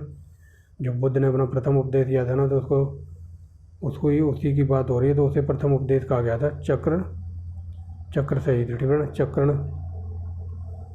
चक्र डिफरेंस शहीद चक्र कहा गया था प्रथम उपदेश को इनके, डिफरेंस। आगे चलते हैं। बौद्ध डिफरेंस बौद्ध गया में बोधि मंदिर बनवाया गया था क्योंकि यहाँ पर बौद्ध को ज्ञान की प्राप्ति हुई थी, डिफरेंस। आगे चलते हैं। डिफरेंस क्वेश्चन तो ऊपर ही रह गया, यहाँ देखिए डिफरेंस। ये क्वेश्चन पूछा जा रहा है निरंजना नदी स्थल कहाँ है, तो ये बोध गया में, डिफरेंस। यहाँ पर महात्मा बुद्ध को ज्ञान की प्राप्ति हुई थी, डिफरेंस। स्पीड मेरी बिल्कुल स्लो हो गई है क्योंकि एनर्जी सारी चली गई है, बट फिर भी I am trying to my best. आगे चलते हैं, डिफरेंस। बुद्ध के उपदेश किस धर्म से संबंधित है, तो बताइए, डिफरेंस। यहाँ पूछा जा रहा है बुद्ध के उपदेश किस से संबंधित है, तो ब्रह्म आचरण, शुद्धता और पवित्रता। आगे चलते हैं। निम्नलिखित में से कौन बुद्ध के जीवन काल में संग होना चाहता था, तो ऐसा था Devdatta, difference. Option number A. आगे चलते हैं। डिफरेंस बुद्ध ने अपनी मृत्यु के उपरांत बुद्ध संघ के नेतृत्व में से किसका नाम नामित किया था, तो ये ऐसा इन्होंने कुछ नहीं कहा था, डिफरेंस। इन्होंने किसी को नामित नहीं कहा था, यानी कि बौद्ध संघ इनकी मृत्यु के बाद कोई भी बौद्ध संघ का कोई भी नेतृत्व नहीं करेगा, डिफरेंस। इन्होंने किसी का नाम नहीं दिया था। आगे चलते हैं। त्रिपिटक क्या है, तो ये हो जाएगा ऑप्शन नंबर डी, बौद्धों के उपदेशों का संग्रहण, डिफरेंस। आगे चलते हैं। आगे देखिए निम्नलिखित में से कौन बौद्ध साहित्य में महात्मा बुद्ध के नैतिक सिद्धांत से संबंधी पर प्रवचन संकलित है, तो ये हो जाएगा सुत्त पिटक में, डिफरेंस। ये very very most important question है। बुद्ध साहित्य में महात्मा बुद्ध के नैतिक एवं सिद्धांत संबंधी प्रवचन है, तो ये सुत्त पिटक में, डिफरेंस। आगे चलते हैं। बुद्ध के त्रिरत्न से क्या अभिप्राय है, तो ये बुद्ध, धम्म और संघ, डिफरेंस। आगे चलते हैं। 69 नंबर अशोका, डिफरेंस। अशोकाराम बिहार निम्नलिखित में से किस स्थान पर स्थित है, तो ये हो जाएगा ऑप्शन नंबर बी, डिफरेंस। ये है पाटलिपुत्र में। आगे देखिए। वैस्तूप स्थल जिसका संबंध भगवान बुद्ध जीवन की किसी घटना से नहीं रहा है, तो ऐसा था सांची का स्तूप, डिफरेंस।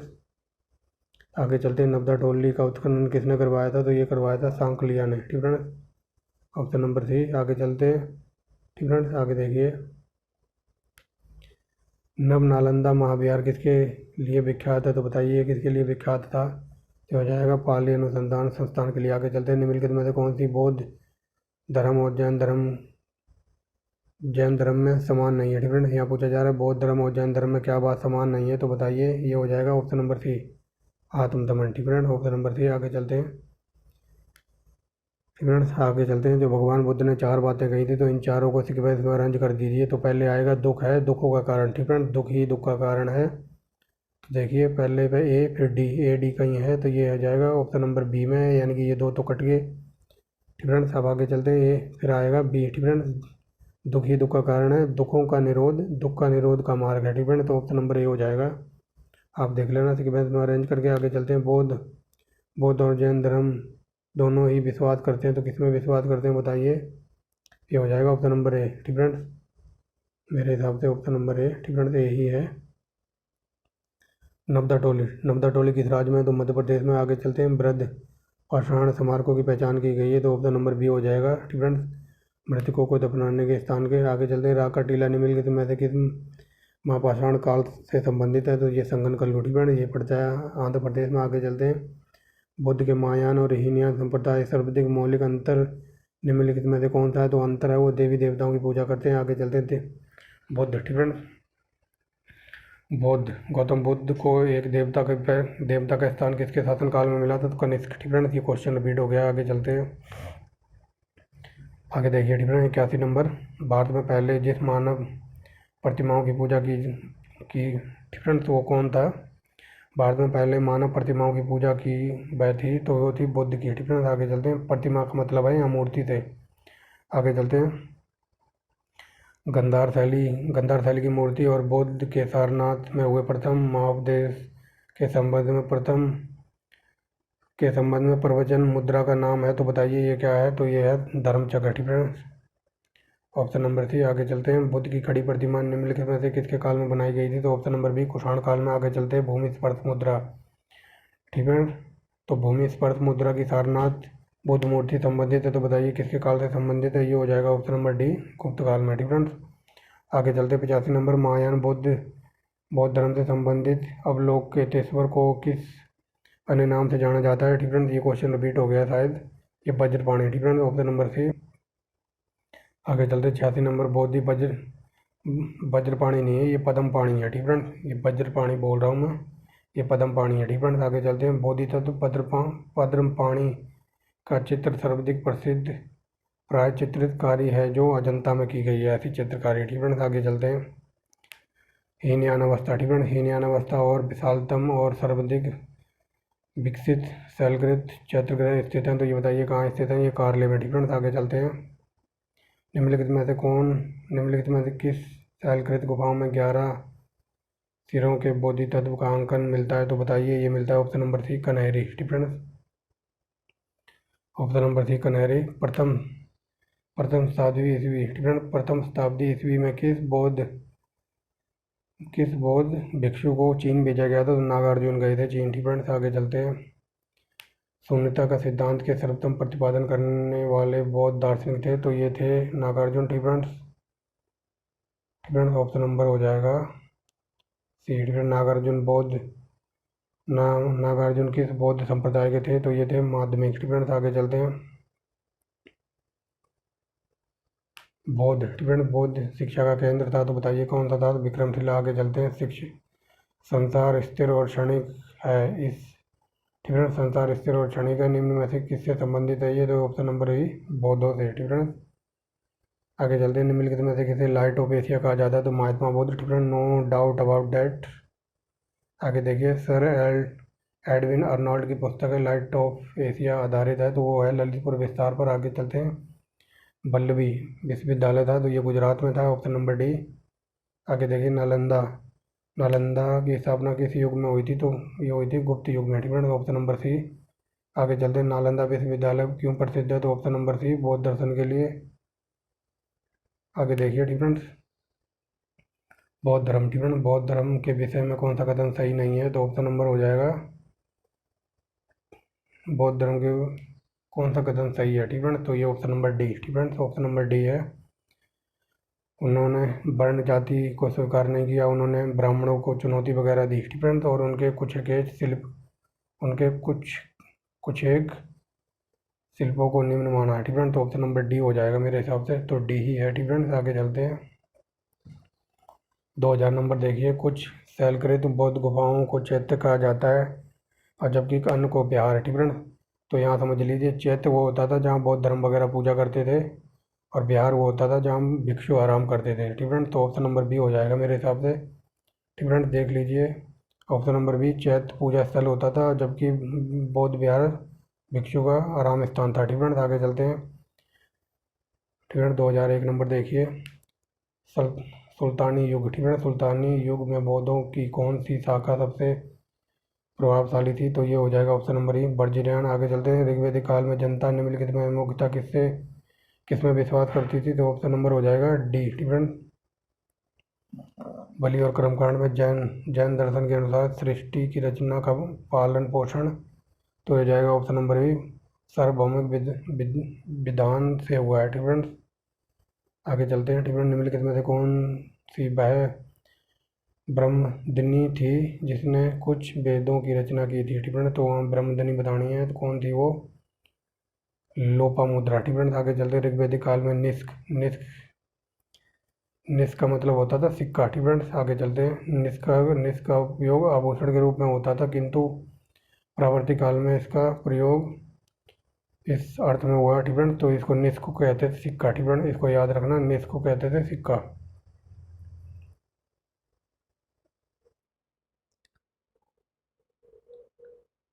ठीक फ्रेंड, समझ गए हो कि ऋग्वैदिक काल में जो निष्क शब्द यूज होता था वो आभूषण के लिए युक्त होता था। ठीक फ्रेंड्स, और निष्क को हम सिक्का भी कहते थे। ठीक फ्रेंड्स, और ये देखिए अगला क्वेश्चन, जो ऋग्वैदिक काल में निष्क जो आभूषण वगैरह यूज होता था ऋग काल में, तो वो कहाँ पहना जाता था? वो पहनना चाहता था गले में। ठीक फ्रेंड्स, आगे चलते प्राचीन भारत में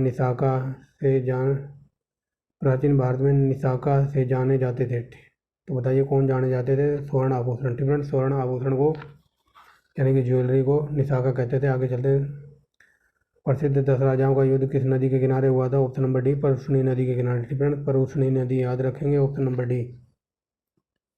9वां क्वेश्चन देखिए। ठीक फ्रेंड, निम्नलिखित में से किस नदी को ऋग्वेद में मातेतमा, देवीतमा और नदीतमा कहा गया? तो वेरी वेरी मोस्ट इंपॉर्टेंट है सिंधु नदी को। आगे चलते हैं, भारतीय राष्ट्रीय कांग्रेस के पूर्व सबसे प्रमुख संस्था कौन सी थी? तो बताइए ये कौन सी थी? ये हो जाएगा ऑप्शन नंबर डी। फ्रेंड, राष्ट्रीय कांग्रेस से पहले की संस्था की बात हो रही है, इंडियन एसोसिएशन ऑफ कोलकाता। आगे चलते हैं, निम्नलिखित भारतीय नेताओं में से कौन एक ब्रिटिश द्वारा सिविल सेवा से बर्खास्त कर दिए गए थे? तो ये थे सुरेंद्र नाथ बनर्जी। आगे चलते हैं, भारतीय राष्ट्रीय कांग्रेस की स्थापना हुई थी? तो ऑप्शन नंबर ए, ह्यूम के द्वारा। आगे चलते हैं, निम्नलिखित में से कौन अंग्रेजी सरकार ने काकोरी षड्यंत्र के मामले में फांसी चढ़ा दिया गया था? तो बताइए ये राम प्रसाद बिस्मिल, इनको फांसी हुई थी गोरखपुर जेल में। ठीक फ्रेंड्स, तो ऑप्शन नंबर बी है। ठीक फ्रेंड्स, ऑप्शन नंबर बी। आगे चलते हैं, निम्नलिखित में से कौन काकोरी कांड से संबंधित नहीं था? तो option number B, Surya Sen.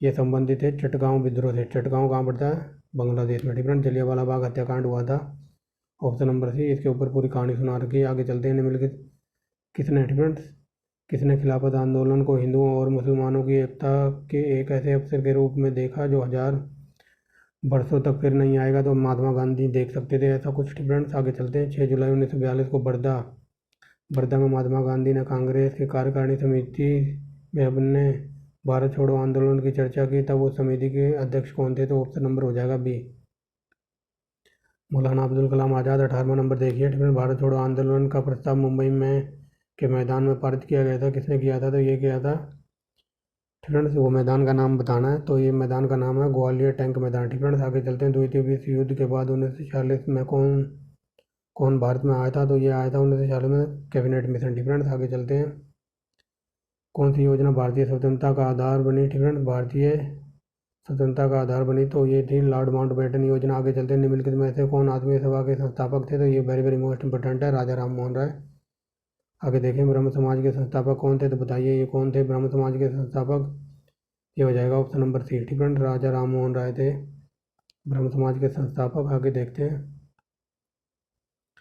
Friend 23वां number देखिए, राजा राम मोहन राय को राजा की उपाधि अकबर द्वितीय ने दी थी। आगे चलते हैं, सर्वेंट ऑफ इंडिया सोसाइटी के लेखक थे Gopal Krishna Gokhale, option number D.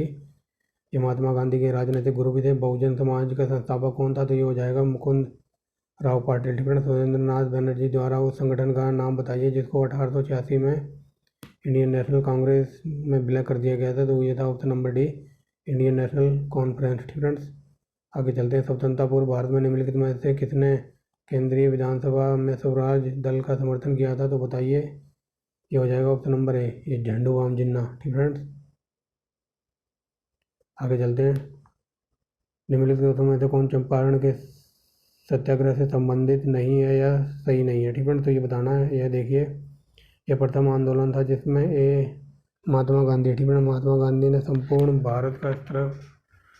Bharat के स्तर पर प्रारंभ किया था। ठीक है, ये ऑप्शन नंबर डी गलत है, ये संपूर्ण भारत में नहीं है, ये बिहार से रिलेटेड था। आगे चलते हैं, निम्नलिखित में से किस गवर्नर जनरल ने भारत में प्रसंविधाबद्ध सिविल सेवा, ठीक है, का सृजन किया जो कालांतर भारतीय सिविल सेवा के नाम से जानी जाती है? तो ऑप्शन नंबर सी, ये पूछा जा रहा है जो ये ICS या UPSC की बात हो रही है, ये सब किसने स्टार्ट करवाई थी हमारे देश में? तो कार्नवालिस। ठीक है, कार्नवालिस की खबर है गाजीपुर में, हजारों बार पूछी गई। आगे चलते हैं, मध्य पाषाणिक प्रसंग में पशुपालन के प्रमाण मिलते हैं? तो बताइए कहाँ से मिलते हैं? ये मैदा से। ठीक है, आगे चलते हैं, सिंधु घाटी सभ्यता अब कौन पाकिस्तान में है? तो ये पाकिस्तान में कौन है? Harappa, option number B. Friends, ये हड़प्पा पाकिस्तान में पड़ता है। रंगपुर, ठीक है, रंगपुर बताइए कहाँ है? तो ये रंगपुर सौराष्ट्र यानी कि गुजरात में पड़ता है। ठीक है, रंगपुर गुजरात में पड़ता है। ठीक है, और रोपड़ पंजाब में पड़ता है, याद रखना। ददेरी एक पूर्ववर्ती हड़प्पा कालीन स्थल है, कहाँ पर? तो ये पंजाब का है। ठीक है, आगे चलते हैं, वह हड़प्पा नगर जिसका प्रतिनिधित्व लोथल का पुरातत्व स्थल करता है वो किस नदी पर था, तो ये भोगवा नदी पर, ये बता चुका हूँ मैं। आगे चलते हैं। सिंधु घाटी सभ्यता का पतन कौन था, तो ये लोथल था, ये बता दिया। आगे चलते हैं। निम्नलिखित में से किस हड़प्पा स्थल पर हल का टेराकोटा प्राप्त हुआ है स्टूडेंट्स? हल का टेराकोटा प्राप्त हुआ है, तो बताइए। ये हो जाएगा ऑप्शन नंबर बी, ये बनावली में हल मिले हैं स्टूडेंट्स। आगे चलते हैं। भारत में हड़प्पा का वृद्ध स्थल है स्टूडेंट, तो बताइए ये कौन है, तो ये हो जाएगा राखीगढ़ी, सबसे बड़ा है स्टूडेंट्स। आगे चलते हैं। सिंधु घाटी के लोग विश्वास करते थे, तो ऑप्शन नंबर डी मातृशक्ति में स्टूडेंट्स। आगे चलते हैं। सिंधु घाटी के लोग पूजा करते थे, तो बताइए ये पशुपति की स्टूडेंट। मोहनजोदड़ो हड़प्पा की पुरातात्विक खुदाई के प्रभारी थे, तो ये हो जाएगा जॉन मार्शल स्टूडेंट्स। आगे चलते हैं। सिंधु घाटी स्टूडेंट, सिंधु घाटी सभ्यता की खोज से निकालने के लिए दो भारतीयों के नाम जुड़े हुए, तो ये था ऑप्शन नंबर ए स्टूडेंट। जो सिंधु घाटी सभ्यता खोज निकालने के लिए पहला नाम आता है राखल दास बनर्जी और दयाराम साहनी स्टूडेंट्स। यहाँ देखिए निम्नलिखित में से कौन सही सुमेलित नहीं है, तो ऑप्शन नंबर डी, ये धौलावीरा की खुदाई इन्होंने बी के थापड़े ने नहीं करवाई थी, बाकी तीनों ऊपर के सही सुमेलित हैं स्टूडेंट्स। आगे चलते हैं। हड़प्पा का उत्खनन करने वाला प्रमुख पुरातत्वविद जो इसके महत्व को समझ नहीं पाया था, तो ऑप्शन नंबर ए अलेक्जेंडर कनिंघम स्टूडेंट। 44 नंबर देखिए। निम्नलिखित में से कौन हड़प्पा और मोहनजोदड़ो के उत्खनन से संबंधित नहीं है, तो option number D B S Smith. आगे चलते हैं। सिंधु सभ्यता की विकसित अवस्था में निम्नलिखित में से किस तल से घरों में कुएं के अवशेष मिलते हैं, तो ये हो जाएगा ऑप्शन नंबर डी मोहनजोदड़ो में कुएं वगैरह मिले हैं घरों से। आगे चलते हैं। मोहनजोदड़ो निम्नलिखित में से कहाँ पर स्थित है, तो बताइए। ये ऑप्शन नंबर हो जाएगा सी, पाकिस्तान के सिंध प्रांत में स्टूडेंट्स। आगे चलते हैं। 47 नंबर देखिए। निम्नलिखित में से कौन सा स्थल घग्गर और उसकी सहायक नदियों की घाटी में स्थित था, तो ये हो जाएगा ऑप्शन नंबर डी बनावली। आगे चलते हैं। हड़प्पा संस्कृति के संदर्भ में शैलकृत स्थापित प्रमाण कहाँ से मिले हैं, तो option number B Dholavira students. आगे चलते हैं। कौन सा हड़प्पा नगर 3 नगरों में विभाजित था, तो ये हो जाएगा धौलावीरा। आगे चलते हैं स्टूडेंट। एक उन्नत जल प्रणाली स्टूडेंट, एक उन्नत जल व्यवस्था का साक्ष्य प्राप्त हुआ है, तो ये हुआ है, बताइए कहाँ से, तो ये हुआ है ऑप्शन नंबर उन्नत जल प्रणाली, ये I think Dholavira, option number B student, Dholavira ही है स्टूडेंट। A1 क्वालिटी की जल निकासी प्रणाली थी। आगे चलते हैं। हड़प्पा स्थल सनौली के अभी हाल में उत्खनन से क्या प्राप्त हुआ है, तो वहाँ से मिला है मानव समाधान स्टूडेंट। ये सनौली वगैरह की खुदाई हुई है। आगे चलते हैं। वस्त्रों के लिए कपास की खेती का आरंभ हुआ था, कहाँ हुआ था, ये ऑप्शन नंबर डी भारत में स्टूडेंट। आगे चलते हैं। 53 नंबर देखिए। निम्न स्थानों में से किसी एक स्थान पर सिंधु घाटी सभ्यता के संबंध विख्यात ब्रभ यानी कि बैल भ्रषण यानी कि बैल एक की मुद्रा प्राप्त हुई थी, तो ये हुई थी मोहनजोदड़ो स्टूडेंट। बैल की मूर्ति वगैरह मिली होगी। आगे चलते हैं। अलार कलाम कौन थे, तो ये थे ऑप्शन नंबर डी बुद्ध के गुरु थे। महात्मा गांधी, क्या बोल रहा हूँ मैं, महात्मा बुद्ध ने अपना पहला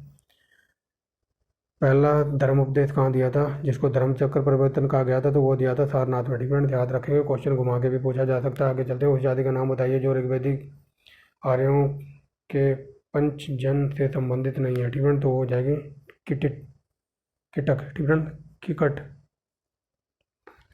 स्टूडेंट, तो ऑप्शन नंबर डी हो जाएगा किकट। आगे चलते हैं। अष्टांग मार्ग की संकल्पना अंग है स्टूडेंट, तो ये किसका अंग है, धर्म चक्र परिवर्तन सूत्र के विषय में स्टूडेंट। आगे चलते हैं। बौद्ध संघ में भिक्षुणी के रूप में स्त्रियों के प्रवेश की अनुमति कब दी गई, तो ऑप्शन नंबर बी वैशाली में स्टूडेंट्स। आगे चलते हैं। प्राचीन काल में आर्यों का जीविकोपार्जन का मुख्य साधन क्या था, तो ऑप्शन नंबर बी शिकार स्टूडेंट। आगे चलते हैं। वैदिक युग में प्रचलित लोकप्रिय शासन प्रणाली थी, तो बताइए ये कैसी थी, तो हो जाएगा ऑप्शन नंबर डी वंश परंपरागत राजतंत्र। आगे चलते हैं। 61 नंबर देखिए। निम्नलिखित में से कौन पूर्व वैदिक आर्यों का सर्वाधिक लोकप्रिय देवता था, तो ये हो जाएगा Indra student, option number D. आगे चलते हैं। गायत्री मंत्र के नाम के लिए मंत्र सर्वप्रथम किस ग्रंथ में मिलता है, तो ऑप्शन नंबर सी ऋग्वेद में। आगे चलते हैं। श्रीमद् भगवद गीता मौलिक रूप से किस भाषा में लिखी गई है, तो Sanskrit student, option number A. Mahabharata मूल रूप से जानी जाती है, तो ऑप्शन नंबर डी जय संहिता स्टूडेंट्स। आगे चलते हैं स्टूडेंट्स। हिंदू पौराणिक कथा के अनुसार समुद्र मंथन हेतु किस सर्प ने रस्सी के रूप में खुद को प्रस्तुत किया था स्टूडेंट, तो ये किया था Vasuki, option number B student. आगे चलते हैं। किस काल में अछूत की अवधारणा स्पष्ट रूप से दिखाई देती है, तो ऑप्शन नंबर डी धर्मशास्त्र के समय स्टूडेंट। आगे चलते हैं। भारतीय प्रतीक पर उत्कीर्ण सत्यमेव जयते, तो ये मुंडकोपनिषद से लिया गया है। तमसो माह ज्योतिर्गमय कथन टिप्पणी, ये ऋग्वेद में है। टिप्पणी क्या बोल रहा हूँ मैं, तमसो माह ज्योतिर्गमय टिप्पणी, तो ये उपनिषदों का मूल है। टिप्पणी आगे चलते हैं। सत्यकाम जवाल की कथा जो अनव्यायी माँ होने के लांछन को चुनौती देती है, तो वो कौन सी थी, तो ये हो जाएगा ऑप्शन नंबर सी। टिप्पणी छांदोग्य उपनिषद में इसका उल्लेख है। टिप्पणी अनव्यायी माँ का। टिप्पणी आगे देखिए 70 नंबर टिप्पणी, निम्नलिखित में से किसने आर्यों के आदि देश के बारे में लिखा है। टिप्पणी तो किसने लिखा था, ये बीजीटी यानी कि बाल गंगाधर तिलक। आगे चलते हैं। किस ग्रंथ में पुरुष मेद का उल्लेख हुआ है, तो बताइए किसमें हुआ है, तो ये हो जाएगा सतपथ ब्राह्मण में। टिप्पणी आगे चलते हैं 72 नंबर, उत्तर वैदिक काल में निम्नलिखित में से किसको आर्य संस्कृति का घर समझा जाता था, घर या धुर समझा जाता था। टिप्पणी तो ये हो जाएगा, ये रिपीट हुआ है, अंग और मगध को। टिप्पणी आगे चलते हैं। गोत्र शब्द का प्रयोग हुआ है ऋग्वेद में। टिप्पणी आगे चलते हैं। पूर्व वैदिक आर्यों का धर्म मुख्यतः क्या था, तो बताइए क्या था, तो हो जाएगा option number B, option number C. टिप्पणी प्राकृतिक पूजा और यज्ञ। आगे चलते हैं। ऋग्वेद की मूल विधि है, तो ये हो जाएगा ब्राही। टिप्पणी आगे चलते हैं। वैदिक कर्मकांड में होता है। टिप्पणी तो बताइए होता का संबंध है ऋग्वेद से। आगे चलते हैं। अवेस्ता, अवेस्ता ये ईरान का संबंध है इसका। टिप्पणी अवेस्ता और ऋग्वेद की समानता। टिप्पणी अवेस्ता किस धर्म से या किस क्षेत्र से संबंधित है, तो ईरान। हजारों बार यूपीपीसीएस में पूछा है। आगे चलते हैं। ऋग्वेदिक में कई परिच्छेद। टिप्पणी ऋग्वेदिक में कई परिच्छेदों में युक्त अगन्य शब्द। अगन्य होता था गाय के लिए। टिप्पणी तो गाय के लिए होता था अगन्य शब्द, जिसका अर्थ होता है ना मारने योग्य, इसलिए गाय को नहीं मारना चाहिए। आगे चलते हैं। क्लासिकीय संस्कृति में आर्य शब्द इंगित करता है, तो आर्य का शब्द अभी हमने बताया ना, आर्य शब्द का अर्थ होता है एक उच्चतम व्यक्ति। टिप्पणी आगे चलते हैं। 2080 नंबर देखिए। सबसे पुराना वेद ये लॉलीपॉप है। टिप्पणी ऋग्वेद है। त्राई। टिप्पणी त्राई नाम मिलता है, तो बताइए ये 3 वेदों का है। टिप्पणी त्राई नाम है 3 वेदों का। आगे चलते हैं। 82 नंबर, उस वैदिक ग्रंथ किस वैदिक ग्रंथ में वर्ण व्यवस्था का सर्वोच्च उल्लेख मिलता है, तो ऑप्शन नंबर है ऋग्वेद में। टिप्पणी ये रिपीट हो गया क्वेश्चन। आगे चलते हैं। निम्नलिखित में से 4 वेदों में से किस एक में जादुई माया वशीकरण है, तो अथर्ववेद में। हजारों बार पूछा। ऋग्वेद है। टिप्पणी ऋग्वेद क्या है, तो ऋग्वेद है ऑप्शन नंबर है स्रोतों का संकलन। टिप्पणी आगे चलते हैं। 85 नंबर देखिए। निम्नलिखित में से कौन सा ब्राह्मण ग्रंथ ऋग्वेद से संबंधित है, तो ये हो जाएगा ऑप्शन नंबर बी सतपथ ब्राह्मण। गोपथ ब्राह्मण संबंधित है, तो ये हो जाएगा अथर्ववेद से। टिप्पणी 87 नंबर देखिए। ऋग्वेद संहिता का 9वां मंडल किसको समर्पित है, तो ऑप्शन नंबर हो जाएगा डी सोम और इसे पे पर नामांकित देवता। टिप्पणी सोम देवता को समर्पित है, यहाँ ये याद रखना बस आप। टिप्पणी यज्ञ संबंधी विधि विधान का पता चलता है, तो ऑप्शन नंबर डी ये यजुर्वेद में। टिप्पणी आगे चलते हैं। निम्नलिखित में से किसका संकलन ऋग्वेद पर आधारित है, टिप्पणी तो ये हो जाएगा ऑप्शन नंबर बी। टिप्पणी सामवेद। आगे चलते हैं। 90 नंबर देखिए। बस थोड़ा ही रह गया, 10 क्वेश्चन। टिप्पणी हमारे 2100 क्वेश्चनों की सीरीज इसी वीडियो में कंप्लीट कर देंगे पूरी। टिप्पणी उसके बाद सिर्फ आप रिवीजन करना दबा के। टिप्पणी आगे चलते हैं। 90 नंबर देखिए। अध्यात्म। टिप्पणी अध्यात्म ज्ञान के विषय में नचिकेता और यम का संवाद कहाँ प्राप्त होता है, तो ऑप्शन नंबर ए कठोपनिषद में। टिप्पणी ये रिपीट हो गया क्वेश्चन। उपनिषद काल में राजा अशुपति शासक थे, तो ये थे ऑप्शन नंबर बी कह के। टिप्पणी इनको ये बताना निम्नलिखित में से सही कौन सा है। टिप्पणी सही क्रम कौन सा है, तो बताइए। ये हो जाएगा वैदिक साहित्य, ब्राह्मण, आरण्यक, उपनिषद। टिप्पणी वैदिक साहित्य, ब्राह्मण, आरण्यक, उपनिषद। टिप्पणी आगे चलते हैं। 93 नंबर देखिए। आरंभिक वैदिक साहित्य में सर्वाधिक वर्णित नदी कौन सी, सबसे ज़्यादा किस नदी का उल्लेख हुआ है, तो ऋग्वेद में हुआ है सिंधु नदी का। टिप्पणी आगे चलते हैं। 94 नंबर देखिए। वैदिक नदी अस्कनी की पहचान टिप्पणी किसके साथ की जाती, तो अस्कनी का पुराना नाम बताइए क्या था, तो अस्कनी को कहते थे चिनाब। टिप्पणी आगे चलते हैं। हड़प्पा का उत्खनन करने वाला प्रथम विद जो इसके महत्व को नहीं समझ पाया था, तो वो थे अलेक्जेंडर कनिंघम। टिप्पणी वेरी वेरी मोस्ट इंपॉर्टेंट है। सत्यमेव जयते कहाँ से लिया गया है, तो ये रिपीट हो गया है, ये मुंडकोपनिषद से। आगे चलते हैं। किस वेद में सभा और समिति की प्रजापति की 2 पुत्रियां कहा गया, तो very very most important Atharvaveda. टिप्पणी 98 नंबर देखिए। यजुर्वेद अर्थात जीवन का विज्ञान का उल्लेख का संबंध मिलता है, तो बताइए कहाँ मिलता है, तो ये हो जाएगा अथर्ववेद में। टिप्पणी ऑप्शन नंबर डी अथर्ववेद। टिप्पणी देख लीजिए। ऋग्वेदिक धर्म है, तो बताइए ये है बहुदेशवादी। टिप्पणी और आज का हमारा लास्ट क्वेश्चन है।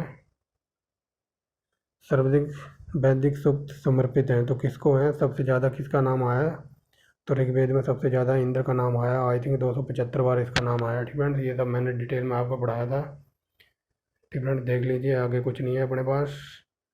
तो फ्रेंड्स, बहुत मेहनत लगी है इस वीडियो को बनाने में, थोड़ा आप लाइक एंड शेयर कीजिए, सपोर्ट कीजिए चैनल को। ठीक फ्रेंड्स, तो I hope you understand very well and I hope you don't mind. तो फ्रेंड्स, आज हमारी हिस्ट्री पहले ही कंप्लीट हो चुकी थी तीनों बुकों से, और जैसा कि मैंने कमिटमेंट की थी उन तीनों बुकों का निचोड़ मैं प्रोवाइड कराऊंगा आपको। वो मैंने 3800 क्वेश्चन प्रोवाइड करा दिए हैं जो कि A1 क्वालिटी के हैं, यूपी PCS, यूपी लेखपाल के लिए। ठीक फ्रेंड, जो RRB NTPC के एग्ज़ाम चल रहे हैं तो इनको पढ़ के एक बार नहीं 2 बार पढ़ लेना। ठीक फ्रेंड, अगर समझ ना आए तो पढ़ के बैठ जाना, आपका बेड़ा पार हो जाएगा। ठीक फ्रेंड्स, देख लो इस PDF में 228 पेज थे। ठीक फ्रेंड्स, सब कुछ कंप्लीट कर दिया है। और एक बात और बता दूं, हिस्ट्री के लिए इतना बहुत कुछ है, तीनों बुक हमने ऑलरेडी डिटेल में पढ़ ली हैं और उसके 3800 क्वेश्चन भी लगा लिए हैं। अब हिस्ट्री की वीडियो अभी नहीं आएंगी हाल फिलहाल। ठीक फ्रेंड्स, क्योंकि अब हम दूसरे सब्जेक्ट की तरफ फोकस करेंगे जैसे कि पॉलिटी। ठीक फ्रेंड्स, हिस्ट्री के लिए इतना बहुत है। अगर किसी को डिटेल में पढ़ना है UPSC मेंस के लिए या फिर UP PCS मेंस के लिए, तो तीनों बुक डिटेल में पढ़ा रखी हैं। आप वहाँ से जाके अपनी तैयारी करते रहिए और प्रैक्टिस करनी है। तो ये 3800 क्वेश्चन बहुत हैं। ठीक फ्रेंड्स, A1 क्वालिटी के हैं, ये नहीं है कि एकदम उठाया और बना दिया हवा हवा में, नहीं। ठीक फ्रेंड्स, अपने पास मैंने शुरू में ही कहा था A1 क्वालिटी का डाटा है साफ़ सुथरा, जो एग्ज़ाम से रिलेटेड है। पढ़ाने को तो मैं 3800 के 6800 भी पढ़ा सकता था, बट वो एग्ज़ाम से रिलेटेड नहीं है, क्योंकि हमें टाइम पास नहीं करना है। ठीक फ्रेंड्स, तो I hope you understand very well. ठीक फ्रेंड्स, समझ गए हो गया आप लोग। तो फिर मिलते हैं नेक्स्ट वीडियो में। ठीक फ्रेंड्स, अब हिस्ट्री हमारी यहाँ से कंप्लीट हो गई है 4-5 महीने के लिए। ठीक फ्रेंड्स, क्योंकि हिस्ट्री की तीनों बुक ऑलरेडी कंप्लीट हो गई हैं, तो अब हिस्ट्री को छेड़ने की ज़रूरत नहीं है और ना ही इसकी प्रैक्टिस सेट कराने की ज़रूरत है। अगर आपको प्रैक्टिस करनी है तो ये क्वेश्चन देख लीजिए, 3800 क्वेश्चन लगभग हैं। अगर ये कम पड़ जाएंगे तो आप बुक जाके छानना। ठीक फ्रेंड्स, बुकों में भी मैंने एक A1 क्वालिटी का डाटा प्रोवाइड कराया है, लेकिन जब हम वापस आएंगे ना हिस्ट्री पर, तो इन 3800 से भी ज़्यादा आई थिंक 4000 प्लस क्वेश्चन करवाऊँगा एकदम डीप में। बट उसके लिए अभी थोड़ा आपको वेट करना पड़ेगा 2-3 महीने का। ठीक फ्रेंड्स, तो फिर इसके अलावा हमारी जो अगर कोई हरियाणा से देख रहा है तो हरियाणा CET का एग्ज़ाम लगा हुआ है, उसके लिए भी मैंने हरियाणा GK चलाए रखी है। और हरियाणा PCS का भी एग्ज़ाम होने वाला है। ठीक फ्रेंड्स, उसकी 10 जुलाई की डेट है, तो अगर कोई देखना चाहता है तो यहाँ से प्रैक्टिस कर सकता है। ठीक फ्रेंड्स, तो और जो रेलवे वगैरह का NTPC का एग्ज़ाम चल रहा है, तो उसके लिए मैंने सबसे पहले रेलवे जो लूसेंट की साइंस है वो कंप्लीट करा दी थी पूरी। ठीक फ्रेंड, पूरी लूसेंट की साइंस करा रखी है। लूसेंट के नाम से आपको प्लेलिस्ट मिल जाएगी, तो वहाँ जाके भी अपना प्रैक्टिस सेट कर सकता है। और दूसरी बात ये, जो वर्ल्ड जियोग्राफी के जितने मोस्ट इंपॉर्टेंट टॉपिक है ना, वर्ल्ड जियोग्राफी के भी मैंने लगभग 800-900 क्वेश्चन करा रखे हैं। लेकिन इससे भी इम्पोर्टेंट है वो प्लेलिस्ट जियो की बनी हुई है, मोस्ट इम्पोर्टेंट टॉपिक के नाम से प्लेलिस्ट बना रखी है। और उसमें आपको मिलेगा विश्व की जितनी जनजातियाँ, विश्व के रेगिस्तान, विश्व के ज्वालामुखी, विश्व की ठंडी हवाएं, विश्व की गर्म हवाएं, विश्व की जितनी भी महासागरीय धाराएं, ठंडी गर्म जो भी है, अल्नीनो पल्नीनो, ये सब टोटल। ठीक है, विश्व की पर्वतमाला, विश्व की जल संधियाँ, सब कुछ टोटल करा रखा है। मोस्ट इम्पोर्टेंट टॉपिक के नाम से प्लेलिस्ट बनी है, और ज़्यादा लंबी वीडियो नहीं है, हर वीडियो लगभग 3-3, 4-4 मिनट की है। तो आप जाके वहाँ भी देख सकते हैं, प्रैक्टिस कर सकते हैं वर्ल्ड ज्योग्राफी और इंडियन ज्योग्राफी की। ठीक फ्रेंड्स, तो आई होप लेक्चरबाजी बहुत हो गई है। ठीक फ्रेंड्स, तो ये थी हमारी वीडियो, देख लीजिए आप। 2100 क्वेश्चन हमने कंप्लीट कर दिए हैं। ठीक फ्रेंड्स, तो मिलते हैं नेक्स्ट वीडियो में। देख लीजिए आप कहाँ से हम चले थे और कहाँ पहुँच गए। ठीक फ्रेंड्स, तो A1 क्वालिटी का जैसा मैंने कमिटमेंट की थी, मैं आपको A1 क्वालिटी का डाटा प्रोवाइड कराऊंगा, और वही कराया भी है। अब हम आगे मूव ऑन कर गए अपनी पॉलिटी के ऊपर। पॉलिटी भी एकदम डिटेल में पढ़ाऊंगा मैं, जिसका एक चैप्टर शायद मैंने अपलोड कर दिया। ठीक फ्रेंड्स, पॉलिटी की प्लेलिस्ट बना दी है, 2 वीडियो आपको मिल जाएंगी प्लेलिस्ट में। ठीक फ्रेंड्स, तो 2 वीडियो आपको प्लेलिस्ट में मिल जाएंगी। पहले वीडियो बनाई थी मैंने जितने पॉलिटी के आर्टिकल थे, A1 क्वालिटी की वीडियो है, सारे के सारे आर्टिकल एक ही वीडियो में मैंने आपको कंप्लीट करा रखे हैं। ठीक फ्रेंड्स, उसे जाके देख लेना अगर।